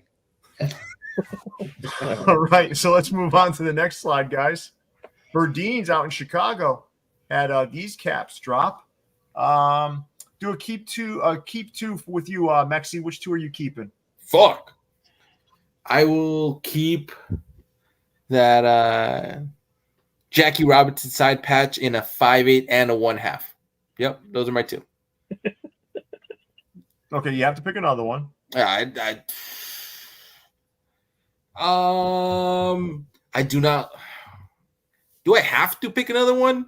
Yes, because I asked you to pick two. Then I guess I'll take the Yankees. All right, cool. The Chicago patch. So I've Todd, seen it in hand. Todd, we have an NFL hat up here in the Bears, right?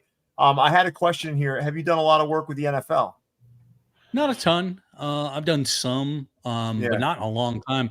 NFL is such a machine. They have a huge internal design department, and not a lot of stuff gets let out of house. Got it. Okay, thank you. That was a question that we had in the chat, Todd. It wasn't to put you on the spot. But I've done the Super Bowl logo and basically 2 Super Bowl logos and a couple of other things. You didn't do that stupid one on Leon's hat, though, so thank God for that. No. That stupid thing. No, very simple. Very simple. All right, let's move on, guys, to the next store. All right, Brooklyn Cap dropped these 3 caps. I'm seeing one that I'm seeing multiple that I'm not liking too much here. Leon, what's your favorite of the 3? Athletics, I guess. Yeah, that's my top pick. Snap put this slide in as a prank. Let me ask you, Todd. Because these guys always talk shit about this patch, the World Series Battle of the Bay. What do you think there's anything wrong with that? I love it. I love it. I think it's making stuff up, dude. Yeah, you guys don't like the World Series Battle of the Bay patch, do you? Have you ever heard us say we don't like it? We don't like when it's colored like terribly, but let's distance. Let's think about what it originally looked like, right? Yeah. The actual colors. It's a great theme. It's like it's this moment in time, right? We got the earthquake involved, the whole thing. Like the colors here are a little I might question a little bit, but the logo itself is just money. Yeah. So Snap is misquoting us, Todd. So okay. No one's ever said they don't like the patch. It's fake news. What happened? No, because once in the air, if you ever heard these guys say they didn't like that patch. They're not going to lie for you, Snap. And that Texas Rangers logo in the center there, it's got my initials, so I always kind of love that. Kind of a weird one. That thing was only used for a couple of seasons, if that. Yeah, and if they saw it like colored like this, they'd never use it again. Let's move on to the next slide. No. Okay. Capsule hats. We got some stuff here. So Todd, when they get playing these playing all at the same time, it becomes almost a seizure waiting to happen. So yes, that's right. Late at night, I'm waiting for strobe lights to start hitting. That Rockies is nice, man. No, that Rockies logo with the bricks in the background is sick. Yeah, and you don't often see it. That's what's kind of refreshing about it, right? It's like it's an unusual one. I have to say that Yankees script word mark at far left, which was worn on their jackets in the 50s, that thing is awesome, because the Yankees don't have a really deep pool of logos, right? They've looked the same for so many years. You're right. They're very it's very limited. Yeah. So Snap, what are your 2 favorites on this? The Rockies hat, and I'm gonna go with that Yankees. Yeah, that 75 looks good with the green and then the metallic on the Yankees. I love it. Leon, how much are you almost like, I don't want to use inappropriate language here, but how excited are you about the Volt usage on the right? Oh, it's all right. I personally think they look good. Yeah. I prefer the 51s over the Rays. We've just seen so many Rays hats in this kind of this patch front logo color little bit goes a long way. Mm-hmm. Yeah. All right. Nice job, Capsule. Let's move on. And yes, Andrew Branch, that's a good word to use. I think Leon was aroused by the usage of both. Highly PG. aroused. All right. So Capanova, obviously from Cincinnati, had these 4 Cincinnati Reds caps drop. So let me ask you a question, Todd. You a fan of Mr. Redlegs? I do like Mr. Redlegs. He is, there are a couple of iterations. There's the creepy 1950s one with the handlebar mustache, and then you got Running Man, right? Like the big red machine one, like we see at the upper right. I actually did that side patch. That's Cooperstown collection. Did that in like 1993, something like that. So yeah, Reds are a good look, but I'm going to say something that I think here too is kind of a polarizing thing. I grew up with the C with no black drop shadow. I much prefer that because I just don't think it's necessary. I like that, Todd. The simplicity. Yeah. One color logos that are just like, they don't require outlines and stuff are just the absolute best. Now, those Reds teams in the 70s were insane. I wasn't alive for it, but to go look statistically at what those teams did was incredible. The Big Red Machine, and they were called that for a reason, man. And I think Capanova does a great job with these. Yeah, they're nice. Nice clean hat. The Reds Classic C, right, is one of the most underrated logos in baseball. Wishbone C. It's beautiful. Wishbone. Yeah. Beautiful. Do you put pins on your hats?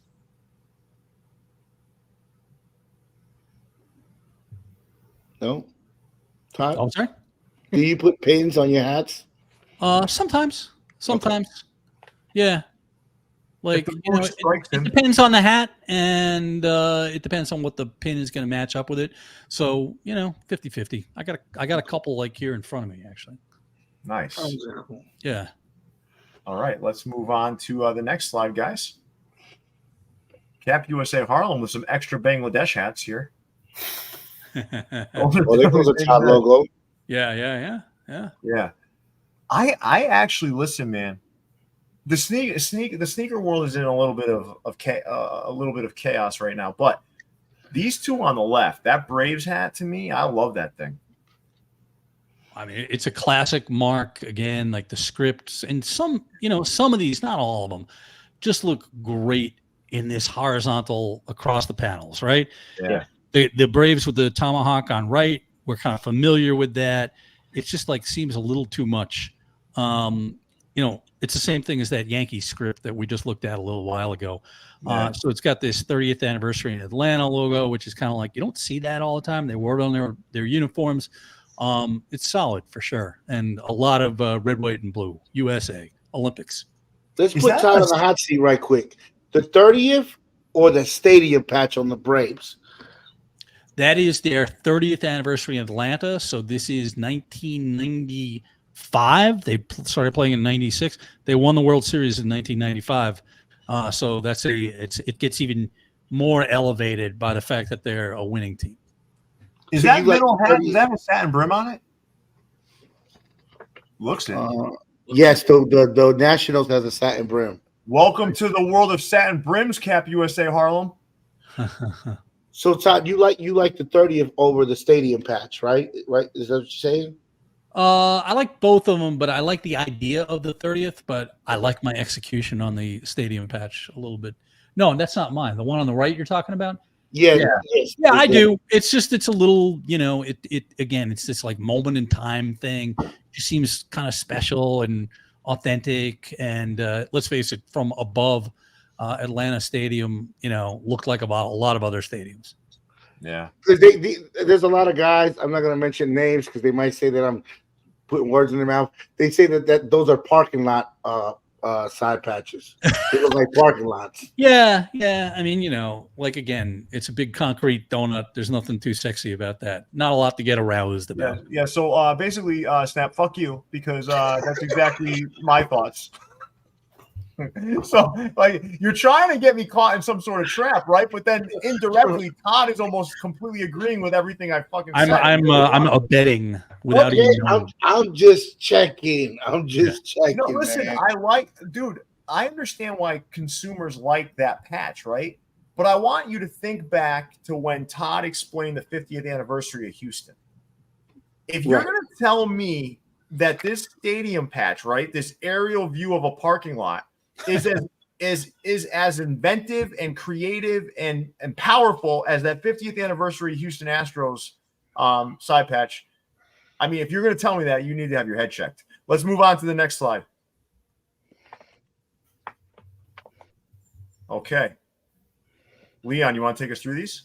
Yeah, so we released these two hats Thursday. So the Slamurai is the hat on the left, done in a specific blue color with the samurai playing baseball, ready to strike at any moment. And the one on the right was a collaboration with Phil Hauser, the Coffin Canaries, made out of suede to kind of mimic that coal mine, dirty rock looking thing. But yeah, these two hats dropped on Thursday, and we appreciate everyone who bought one. Sweet. No, listen. Tell me one thing though, Leon. Like, you're saying that, is this legit? Like, if birds get sick, that tell that, man. That's pretty interesting. Yeah, so I guess they kept canaries in a coal mine, and carbon monoxide is a thing that's like a scentless gas. So unfortunately for the bird, it would get affected by the different chemicals and things before a human would. So you knew if the canary died, it's time to get out of there. So they used them as a kind of like a warning. So like how we put a CO2 detector in our home. Yeah. They used canaries. Poor canaries. Basically. Yeah. So this is As to much as honor I all the call, I'm fallen, gonna get this hat. I'm gonna have to get this. honor all the fallen canaries that saved lives in the coal mines. Just so you know, Todd, Leon is not the most astute animal guy in the world, but he is our resident animal expert. So you are a well-rounded crew. He muddled through that one a little bit, but no, you got range here. Like, it takes, like, you got a whole thing. Todd, you ever watch animal documentaries? Not recently, but I certainly have. No, I'm not a Shark Week guy, but they're kind of. I'm not a Shark Week guy either. But what's your favorite animal of all time? What are you doing to me here, Pierre? It's like I can't. People want to know. I can't say. I don't know. I don't know. It's a question that requires some thought, not a hot answer coming in hot. All right, then I guess. What about you? What do you got? Talk to me. Mine's a grizzly bear. Oh, and why is that? They're the most perfect fucking animal on earth. Bears. I have this saying that like bears are interesting. Like bears are kind of interesting, Like there are many different kinds. I actually had to illustrate a bear not too long, a couple of weeks ago. So you look at their ears and stuff. Very interesting stuff. No, Leon is definitely afraid of Canadian geese. Canadian geese shit all over the place. I don't think. No, but he's scared of them. Like, well, they're kind of nasty. Yeah, he's fucking frightened of them. Yeah. I was out in Chicago with this guy once, right? And we were outside of the hotel, and there's like this little body of water like across from the hotel. And this guy looked at me, right? And he said, "Are those Canadian geese?" And before I could answer, this motherfucker was already back in the lobby of the hotel. I don't blame you. I have a friend. I remember distinctly, like it's got to be 30 years ago. I was with a friend of mine, and we're by this little body of water. It was in Connecticut someplace. And this geese just like menaced him. Like, what the fuck are you doing? Why are you being an asshole like this? He was not doing anything to bait this geese. And like, this thing was mammoth. So I do not blame you at all. I had a run-in with a swan once. That was pretty swans are nasty. They're nasty. They're fucking mean. And you don't realize, you look at them, it's just a stupid bird with a long neck. If they're in your face, they're frightening. They're beautiful, but they're nasty. Totally. They're nasty. Look at this. We veered off into unexpected territory. Well, usually part of the story, though, one of us, I'm not going to mention who, likes to hack darts. So they're outside smoking. So I just didn't really want to be around a lot of the secondhand smoke. That was part of it. Yeah. So I was like, I'll just go inside. And I didn't need to risk it with the goose. So I'm down with that. All right, well, let's move on here. Leon's lying. He was scared of the goose. Crown-minded. All right, crown-minded. Let's do a little keep two, drop two. I'll go to you, Leon. Keep two, drop two. Give me the Fayetteville. And then I'll take the Roadrunner. Excellent choice. I'm the Dodgers at Oracle hitting splash balls is kind of confusing to me, but it is what it is. Yeah. Wait a minute, did they put that San Francisco patch on the Dodgers hat like that? Yeah, it's for when they hit the home runs in the ballpark, I guess, or into the water. Into the drink. That Roadrunners hat is amazing. Yeah. I kind of love that Diamondbacks hat. Very, it's got that beautiful teal or you see like copper, jade, and purple, right? Yeah, and again, underused logo on the front. Woodpeckers is an awesome logo. Great colorway over there too. And oh boy, look at that! A goose drowned my grandmother's friend. We've tipped this into anti-goose territory. I'm not comfortable with all the animal talk, guys. So we got. I don't know. We got. Todd must have had a bad run-in with an animal or something. Todd, I live here in the city. We got rats, not in my house, thankfully. Rats. Todd, did you do the 20 at 24 patch? No, I did not. I believe that was done internally by the Giants. Okay, because they definitely, whoever colored that one really did some disrespect to that one. Let's move on to the next slide. Oh, yeah. All right. So these are some program hats you're going to see popping up all over the place. These are 948 frames with a new camo pattern. So you can get yours at Still. These will be popping up all over the place, guys. So thank you for throwing these up there, Snap. Appreciate it. Nice job, Shaheen, and kind of getting some great visuals for these as we move along here to exclusive fitted. Yeah. Oh, God. Kanye West strikes again. All right. Listen, Todd, we were talking a lot about hooks, right? Yeah. Listen, man. These fucking Kanye West hooks, right? They're the fucking bane of my existence now. I've never seen. I mean, it is like. Is it Kanye or is it like where we start with that? It's all of it, man. His brand is not exactly, you know what I'm saying right now. Yeah. It's not brimming with fucking excellence. No. I don't know, man. Got a little ick attached to it. Yeah, and I think I don't want to drag Todd into negative talk, but I'm just going to say it out loud. That one in the upper left is an aberration. Is it the theme, Pierre? Is it the colorway? Is it the logo? No, it's the first of all, like this logo has that negative space, right? And then you've got that seam going right through it. It's like this belongs on a 5-panel, not a 6-panel. And it's a big logo too. It's that logo large. It's fucking large, man. I mean, that is like I mean, I just told you how much I love fucking bears, right? But like, I mean, that's an actual size bear, actually. This is actually the size of like a baby bear. Right. That is an actual upside down cascading Diamondback logo there. Yeah, that's a lot. It reminds me of the Astros prototype too, right? Todd has a great way of wording things. Like, yeah, that's a lot. Yeah, that's a lot. Yeah, remember what I said before about like a little restraint is a good thing. Right? Yeah. Too much can be too much. And what's your favorite hat in this slide, though? If you had to pick one, gun to my head. One. I hate the logo, but I kind of love the colorway. That Astros broken star. The big Astros one. I like the italicized broken star as opposed to the one that came after that. Yeah. And as I was saying before, purple is one of these like it's a good. It's very regal. I like it. Good to my head. All right. You like the Los Angeles script? The LA script is awesome. I'm disappointed they don't wear those uniforms that much anymore, right? Because it's but I will say this: it's got too many outlines here. Thank you. It's just like, why do you try to trap me again, Todd? And I said the same exact thing as you. Did I not, Leon?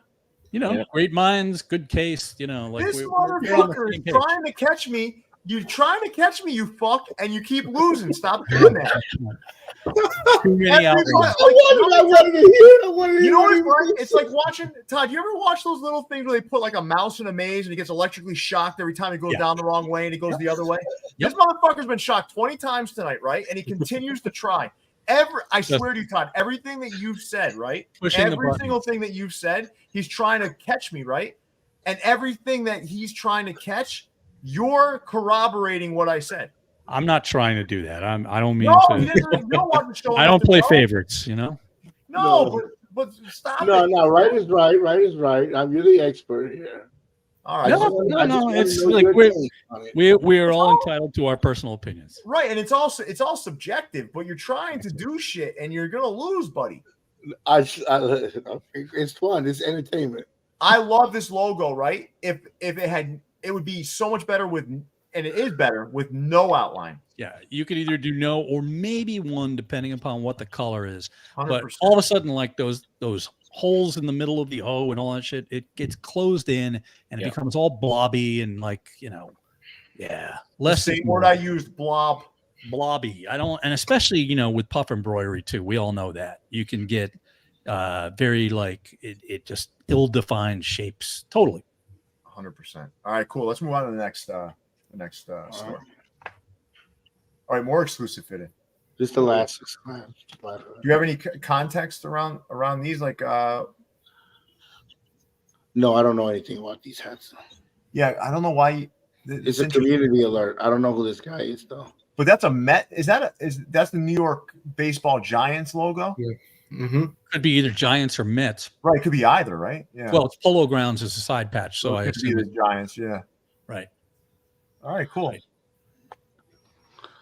All right, let's versus battle. What is this? Versus battle. Also on it, Mexi, he always writes these nice paragraphs, and you guys went Hat Club versus Hat Club this time.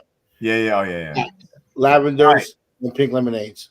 All right, so let me frame this up a little bit, guys. So these are two old coffee table picks from my home. One on the left is the Northern Lights collection from Hat Club. And on the right, you've got the pink lemonade collection from Hat Club. So to me, these collections ended up like, I think there was so much fanfare when they first came out, and then it kind of like died down. And now we're today, right? We're 4 years later. Which collection is worse? Was the question. We had quite a few responses here, and Northern Lights ended up winning as being the worst collection of the two. I'd love to go around here and ask you guys. And Todd, if you're okay participating, I'd love to hear which colorway you think is better. Yeah. But Mexi, which one's worse? Pink lemonade. I said it before. I'll say it again. It's a yellow hat, pink undervisor. Yellow does not look good on my skin tone, right? And the Northern Lights, I think it's just it's a beautiful hat to look at. Granted, I do own that Chief skull, so I'm a little biased in that way. But I think the pink lemonade was too much hype for little pow action. All right, Snap. How about you? I love the T-shirts. I would go to T-shirts all day, right? Both of them, right? But I think pink lemonade is better. I do not like these Northern Light hats. No. All right, thank you, Snap. Leon. Pink lemonade. I hate pastel. The pastel color palettes for the most part. Pink lemonade to me stood out when it had less pink. So like the Washington had like the red outline, and then the Oakland had the green. They kind of make it kind of. They were like a variant of the Taxi, and the Taxi was super popular. All right, cool. So before I hand it over to Todd to tell us which one he likes better.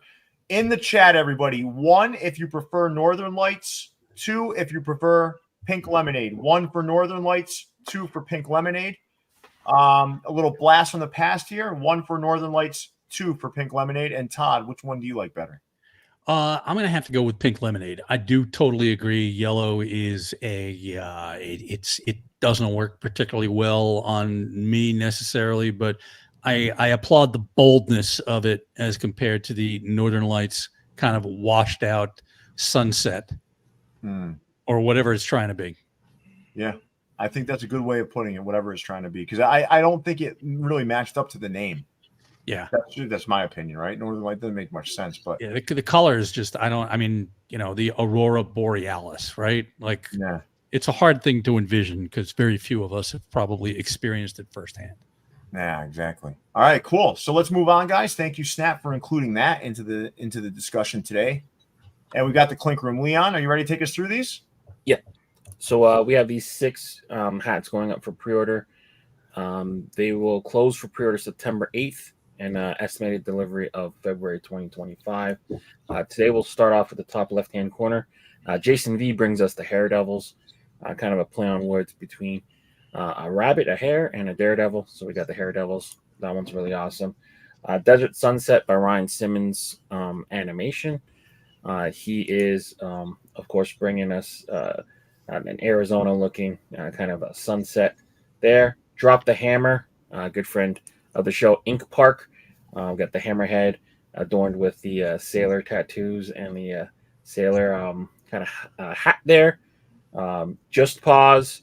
That one is done by Clinker Flanagan Studios, kind of a paying honor to his dog, I think, that passed away. And then Ice Sharks by Clinker Milos out of Serbia. Has that kind of frozen shark kind of swimming towards you, but still frozen. Interesting piece. And then Mystic Fox ending off with Wind Studio.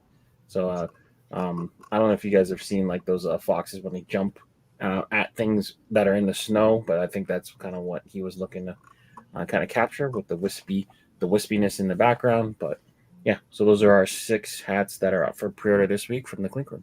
All right, cool. So really quickly, we'll go around the horn here, guys. What's your favorite? I'll start with you, Mexi. Ice Sharks. Snap. I like this one that looks like it's a rear view mirror, the Arizona one. That's a good one. Oh, that's cool. All right, Leon, what's your favorite? Hair Devils. Hair Devils. Oh, yeah, that's pretty cool, too. All right, Todd, how about you? Which one stands out to you? I applaud all the creativity in all of them, but gun to my head, I'm going to go Ice Sharks. I love the motion. I love the blue color on the cap itself. Just it's really cool. Yeah, badass. These definitely like. All right, so guys, just really quick, the Clink Room. People were asking why was the Clink Room off the show? It wasn't really off the show. We stopped doing the Monday morning crits because there's a lot of stuff going on with delays on hats, so we just veered away from it, and now we're going back to doing more Clink Room content on the channel. So stay tuned for that. There's gonna be unboxing, things of that nature. This Clink Room stuff is amazing. The artwork's fantastic. Now, are there some misses in my opinion? Absolutely, just like anything else. But overall, this is peak creativity. So really nice stuff here. And you'll be seeing more content regarding Clink Room on the channel soon. All right, so let's move along here, fellas. Pro Image Colorado. Leon, you want to take us through these? Yeah, so these are the drops that we had this week. So the top 3, we got different styles. We got the Shohei Ohtani, the top left-hand corner, and then the Baby Blues were lifted from the Korean kind of uniform and kind of paying homage to the Seoul series. So the Dodgers and the Padres opened the Major League Baseball series down in South Korea this year.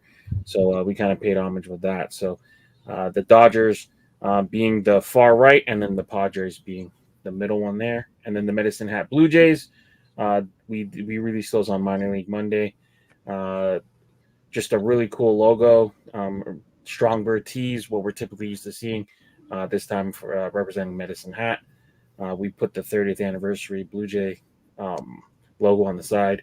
And then the bottom right, different Denver Nuggets inspired hats. So the Joker, we put the playing cards on the side of that as a variant this time. The original one had the finals on the side. We moved the finals to the back, and it has the NBA Summer League cards there, and then a black, red, and then a white and blue Nuggets hat. All right.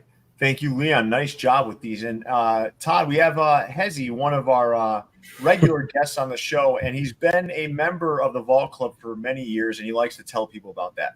So he wants to do a halfway through. You're more than halfway through the show, Todd, so don't get scared. Oh, good. I'm getting tired, guys. They wanted to do a little check with you. How you doing? Yeah, let's go. You doing okay? Yeah, hanging in there. Let's do it. Next slide. Hanging in there. Todd wasn't sure, but I can tell now he's starting to get tired. So it's Friday. It's like it's been a long week, Yeah, we're almost wrapped up, Todd. We're gonna get through this. All right. All right. Leon, take us through these really quick. We did these hats with Joe R., friend of the show. He basically left one on Crazy George and ran through the wave. The second one was for Joe DiMaggio and his time with the San Francisco Seals, and then the one on the right is for his dog Dakota, and also Joe R. Fun fact, middle name Wolf. Not many people with the middle name Wolf, but Joe R. has one. These were his hats that he dropped. I do want to do a little disclaimer here, guys. These hats are way better looking Yes. than pictures suggest. These pictures are probably the most overexposed photos I've seen in the hat world in The a few years. disrespect they did to my friend. Yeah, these hats actually are fantastic and look amazing. Let's get off this slide before people get the wrong idea. All right, Topper Store Europe. So my buddy Pat out in Europe, out in good old Austria, created these gems this week. So we've got on the left the Luchadors. That was on a U.S. hat, and the Quakes was a U.S. hat as well. But then he did his take on the Visalia Rawhide, which looks fantastic. He's got that Red Sox hat I showed you a little bit earlier with that Sitco sign, the Cascading P Phillies. He's got a Cowboys hat. He's got that Chihuahua script, which I think is one of the best scripts in minor league baseball, probably the best. It's fucking amazing. And he did that Calgary Cannons. That Rome Emperors was also a U.S. U.S. Europe hat. You've got that Arizona Diamondbacks, the Cascading B, a couple of A-frame Giants and Jets hats. And then you got the Cascading Orioles and the Motor City remix of the City Connect. So I ask you, Leon W. Chen, keep two. Ooh, let's keep the Calgary Cannons in the off-white and red, and let's keep the Visalia Rawhide in blood brown. All right, Todd, it's okay. This is a safe space. Drop two. Oh, drop two. All right. Yeah. And keep the snapbacks out of it, the football hats. Okay, I was just going to say, well, I'm going to drop the Motor City because I just really am not a fan of that particular City Connect. Okay. Don't like the word mark at all. I'm also going to drop, gun to my head, what am I looking at just to the right of that Red Sox hat that you had over there before, Pierre? That's the Rome Emperors. Yeah, the Rome Emperors. It's just like it's just too much going on. Not a fan. Got it. All right, cool. Thank you for your input, Todd. We appreciate that. And let's move on, guys, to Topper Store USA. All right, so there's two slides or no? Yes. All right, so Topper Store USA, we had this Rocket City Trash Pandas, the Chattanooga Lookouts. We had that 2019 All-Star Game Chihuahuas. We had a 3-pack drop during the week, too, with that Plum Toronto Blue Jays Muscle Bird, the Northwest Arkansas Naturals. You got that Flying Squirrels, which I think is another one of my favorite scripts from MILB. You got the Everett Aqua Sox with that cute little frog, the Bird Brawler, the Brewers with the 25th anniversary, and the Myrtle Beach Pelicans Mako Shark exploding on Topper Store USA for one last time. Let's do this. Snap-a-roo, keep two. Oh, and we're keeping that Flying Squirrels. I can't wait to get that in my mailbox. And, of course, I am going to go with the Mako Shark. All right. And, Leon, you and I have been best friends for many years. Drop two. Okay. Dang. Brewers and Rocket City, just because you asked, but Ooh, that Brewers, that's a tough one. it's Yikes. tough, man. You gotta drop Yeah. two. Someone's gotta go. That's all right. Todd, what's your favorite hat here? Well, I kind of love that Baltimore Orioles angry bird there. Like I think they called it the cuckoo bird. You don't see that often, but I'm going to give you one that is one of mine, and that is the Brewers. I did that in 1993 by hand before computers. So there's so much nostalgia. Yeah. Yes, Fuck probably. you, Leon. Yeah, fuck Okay. you, Leon. Someone had to go. It's all good. Someone had to go. You said it. It's all good. I actually, dude, I'm gonna be honest with you, Todd. I didn't know you did that one. Yeah. But that one is one of my favorites. I think it's highly underrated, that 25th anniversary patch. No, I appreciate that. That's I think the first MLB anniversary pat or the second that I ever did. Jesus Christ, you called one of his babies ugly, Leon. It's okay. Oh my God, it's literally one of his babies, dude. And Todd, Yeah, and I'll you got a tell you- bulldog. How many people go up to you and say, like, the dog is so ugly, he's cute? or I it's know. so cute he's ugly, or I know. It's like Yeah. Cabbage Patch Kids, right? Yeah, But yeah. I call that bird that you called, I forgot what you called it. They called it the cuckoo bird when it was out. I call it the bird brawler. I love it. You don't see it very often.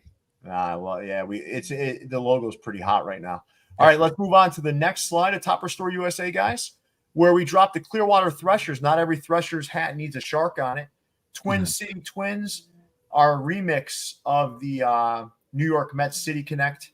The Rome Emperors that Todd said sucks. Then we got the Connecticut Defenders right below it, an old school Connecticut minor league team. You got that St. Louis Cardinals, that Bob Gibson patch. And one of my favorite minor league logos of all time, the Peoria Chiefs.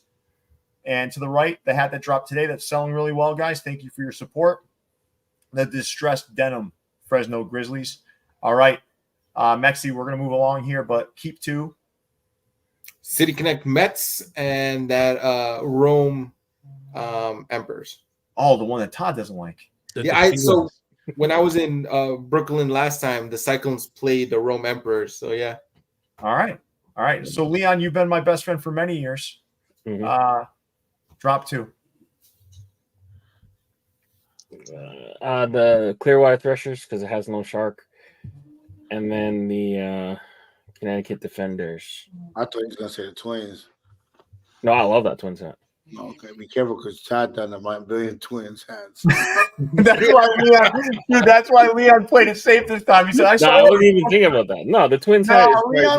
Leon's a smart dude, man. He's like, shit, man. There's 27 twin side patches. Was this one of them? No, that Twins hat's probably the second or third best hat. I'd rank them New York, Fresno, Twins.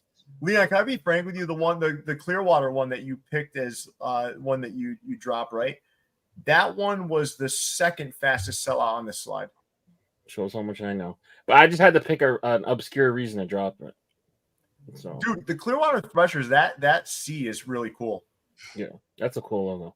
Yeah. It is. I wanted to put a shark on the side, honestly, but it wouldn't fit. So, all right. Yeah, thank you, guys. Let's move on. Asking Todd for help. Todd, listen. All right, these jabronis, we do this thing called the draft, and we draft our favorite logos. Oh, come on, Snap. Then we let the crowd pick who had the better draft. Right? Excellent. I need your help. I cut out everybody's names from their draft choice. Oh, Jesus Christ. I cut out the names so you don't know who drafted what. All right.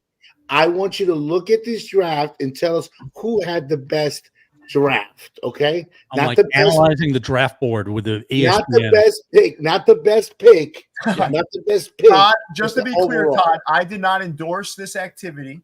So this is way too much, but since Snap wants to play the game, let's go. All right, let's go to the slide. Boom. So these are the best.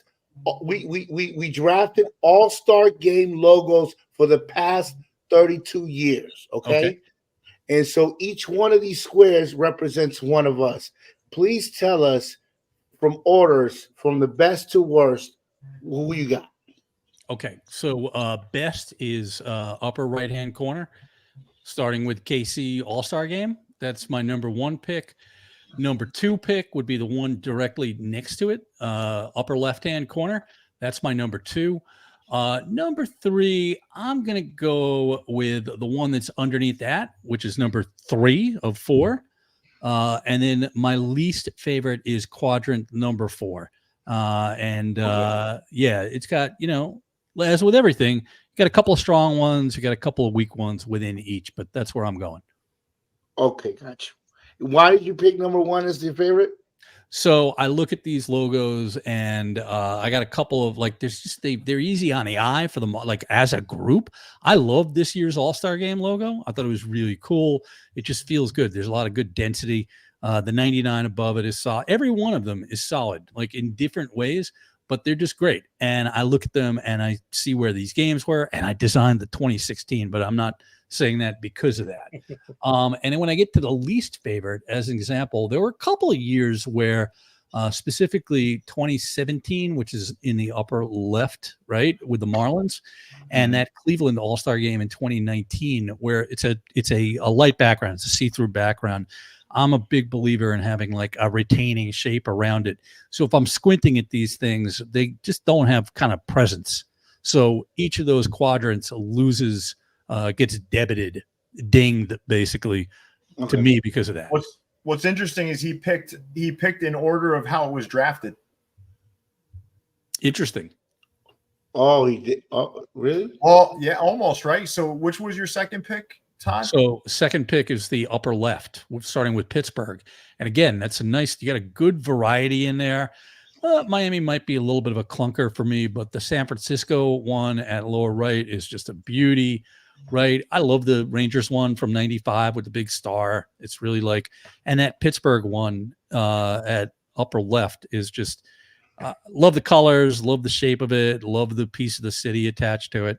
Well, Snap, you didn't win this. So, Hezzy, congratulations. You were the winner. Snap was trying to tee up some sort of win. And again, he didn't catch it. Well, it's all subjective. It's all subjective. Yeah, it's all subjective. It's all subjective now, Todd. But if you had picked his, right, Todd? If you had picked his, then it's a meeting of the minds. This is all I would have fucking heard about for the next year and a half. All right. Now we also did a hockey all-star game. Oh, come on. Yes. Next slide. This is the last one. Yeah. You pick your order right here. Wow. Yeah. Some of these are just so friggin' bizarre, like the older ones. They're just so weird. Give me a second on this because there's like a really weird mix of the modern ones and some really strange ass older ones, right? Yeah. So I think like overall, like, you know, there are no 10 of 10s in, you know, in any of these quadrants for me. But I think gun to my head again, I'm gonna go lower right, starting with that as my number one. I'm gonna go with number two. I'm gonna go with the one next to it. Okay, so number 3 or 4 on the quadrant. My number 3 is going to be the very first with San Jose in the upper left-hand corner. And number 4, bringing up the rear, is the second one on the right side. And again, I'm looking at, you know, there are some strange things going like that bizarre, like there are just some weird ones that you would never do today. But some of them, I'm going with my favorites that are in each of these groups. Thank you for picking mine as the winner. How do I say "fuck you, Klein" in Chinese, Leon? I'm not gonna say that. I ping pong ching chong. Yeah, Klein. There you go. Next slide. That's it. That's all the help we needed. All right. Thank you, Todd, for participating. All right, absolutely. I appreciate it. Todd, on a scale of 1 to 10, like where do you rate that Pittsburgh logo side patch in the top left? Oh, well, the color is just vomitacious. And what is going on with that side patch? Dude, listen, I don't know why people insist on using that thing, but like there's so many great Pittsburgh side patches.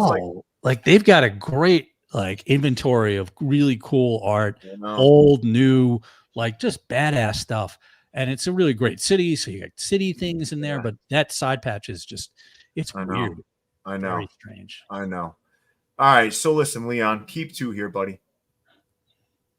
Oh, give me the Yankees, bottom right. And I guess I'll take the Mets, bottom left. All right. And Mexi, drop 1. Pirates. Thank you.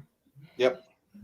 All right, listen, we're going to continue to move along, guys. And in normal circumstances, we would take a little longer with these, but we've obviously got a guest here, so we want to make sure that hour and 20 minutes we spent with Todd at the beginning is priceless shit. We only got about 2-3 more slides. Oh, that's it?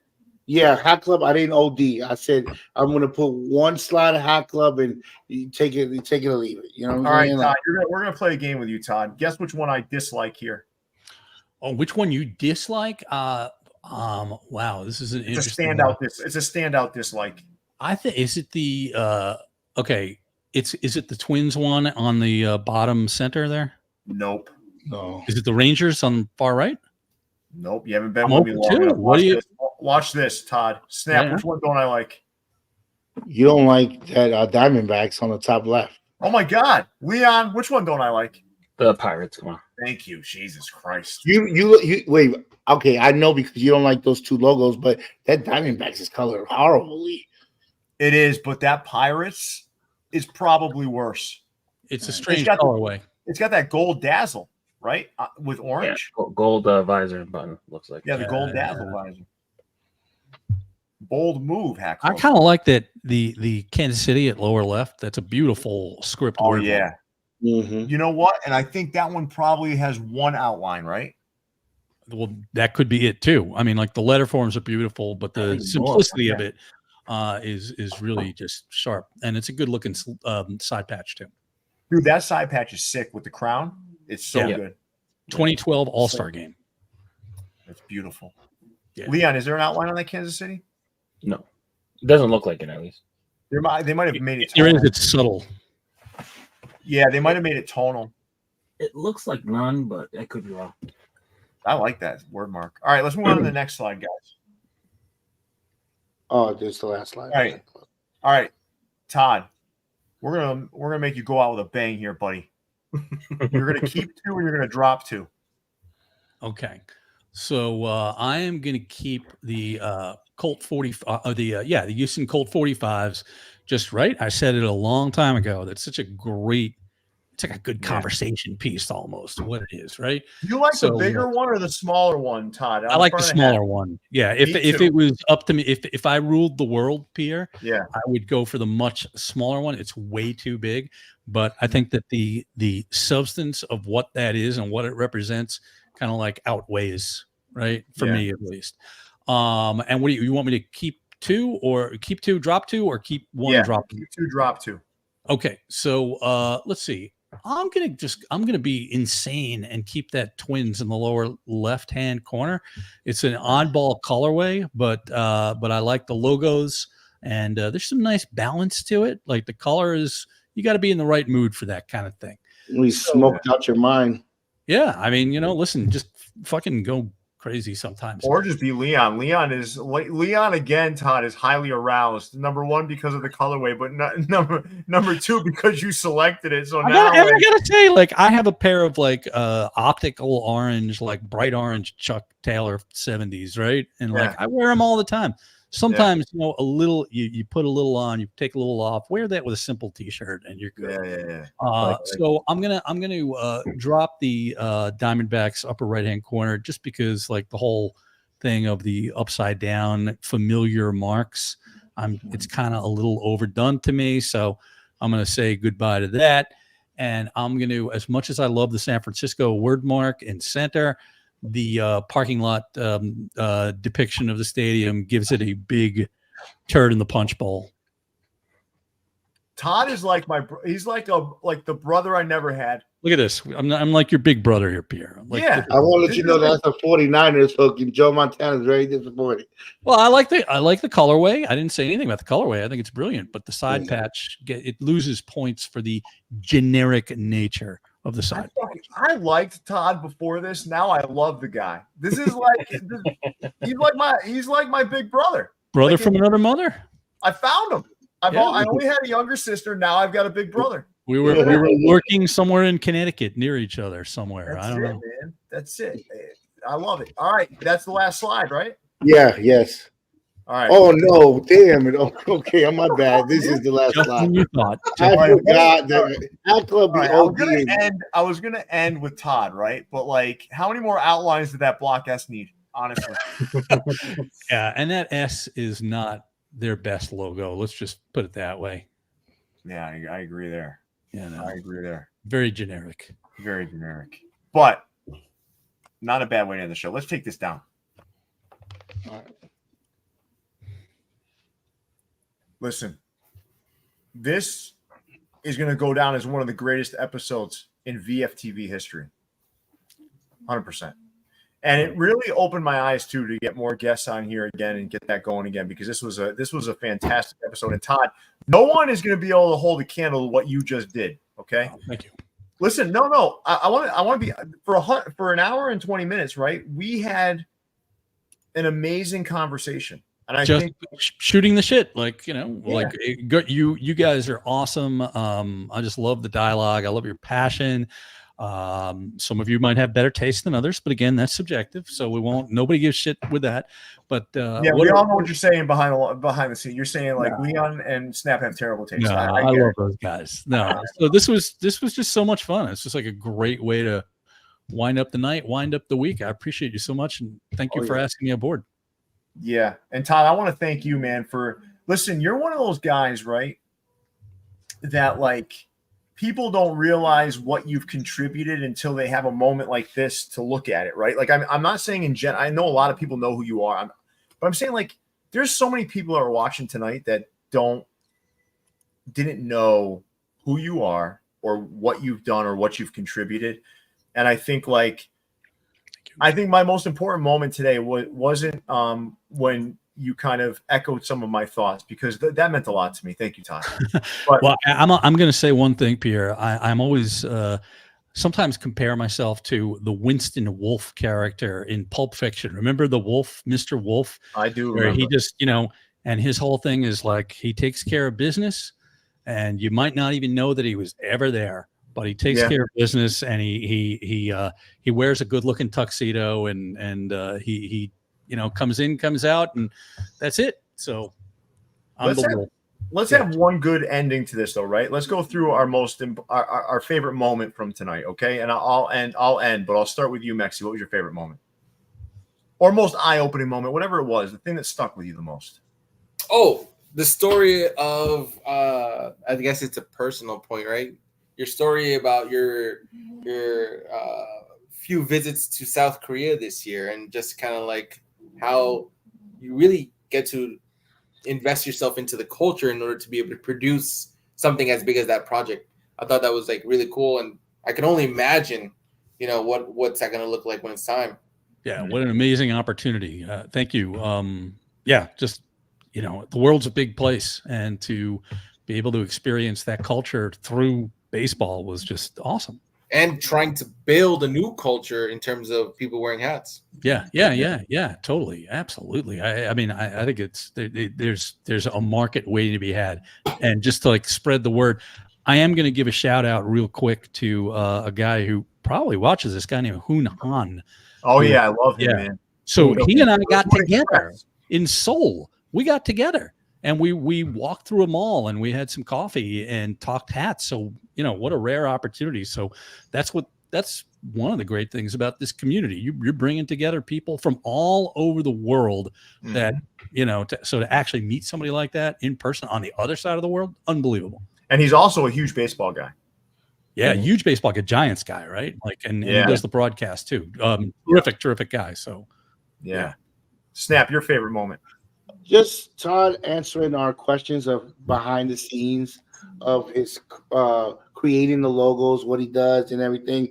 I really enjoyed that. I was very intrigued about the community talk, knowing that there's a community of logo makers and how it's grown from just maybe 4 white guys to now a diverse crowd. I really enjoyed that. And I'm really interested in your books now, so I have to look them up. Yeah, so Leon, let's get the titles of those books too and put them in the description of the video and that stuff. If we can get that information. So if you're okay, Todd, Leon will reach out to you for a couple of things that we'd like to put in the description to kind of connect people. Totally. Yeah, absolutely. Leon, your favorite moment?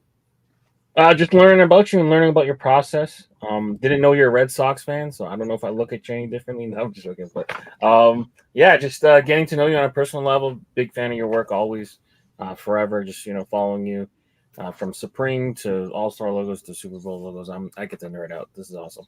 Thank you. Listen, I had a ton of great moments, but the one that really I really want people to take away from this, aside from all of the knowledge and just, you know, the insight that we got, was specifically the 50th anniversary Houston patch. The reason why I want everyone to pull that away from it is to understand how much care and effort goes into these things. Because sometimes we look at something, it's just a piece. People say, "Oh, you know, it's just a piece of fabric, right?" And then you start to look at the effort and the care that you put into a patch like that to kind of really touch all of those different eras and put it into one small thing. It's fucking amazing. But now I got another thing I got to bring up is that White Sox season ticket project. Yeah, I don't that think was so fun. Thank you. Yeah, I don't think people understand, like, when you're looking at something, to do that 81 times, right? 81, because half of the games are at home, right? 81 times. And to have to come up with that concept. Come on, dude. That, like, you guys got to understand something. If you're doing grow up being a White Sox fan and you have to do that from scratch, that's fucking crazy. That's absolutely insane.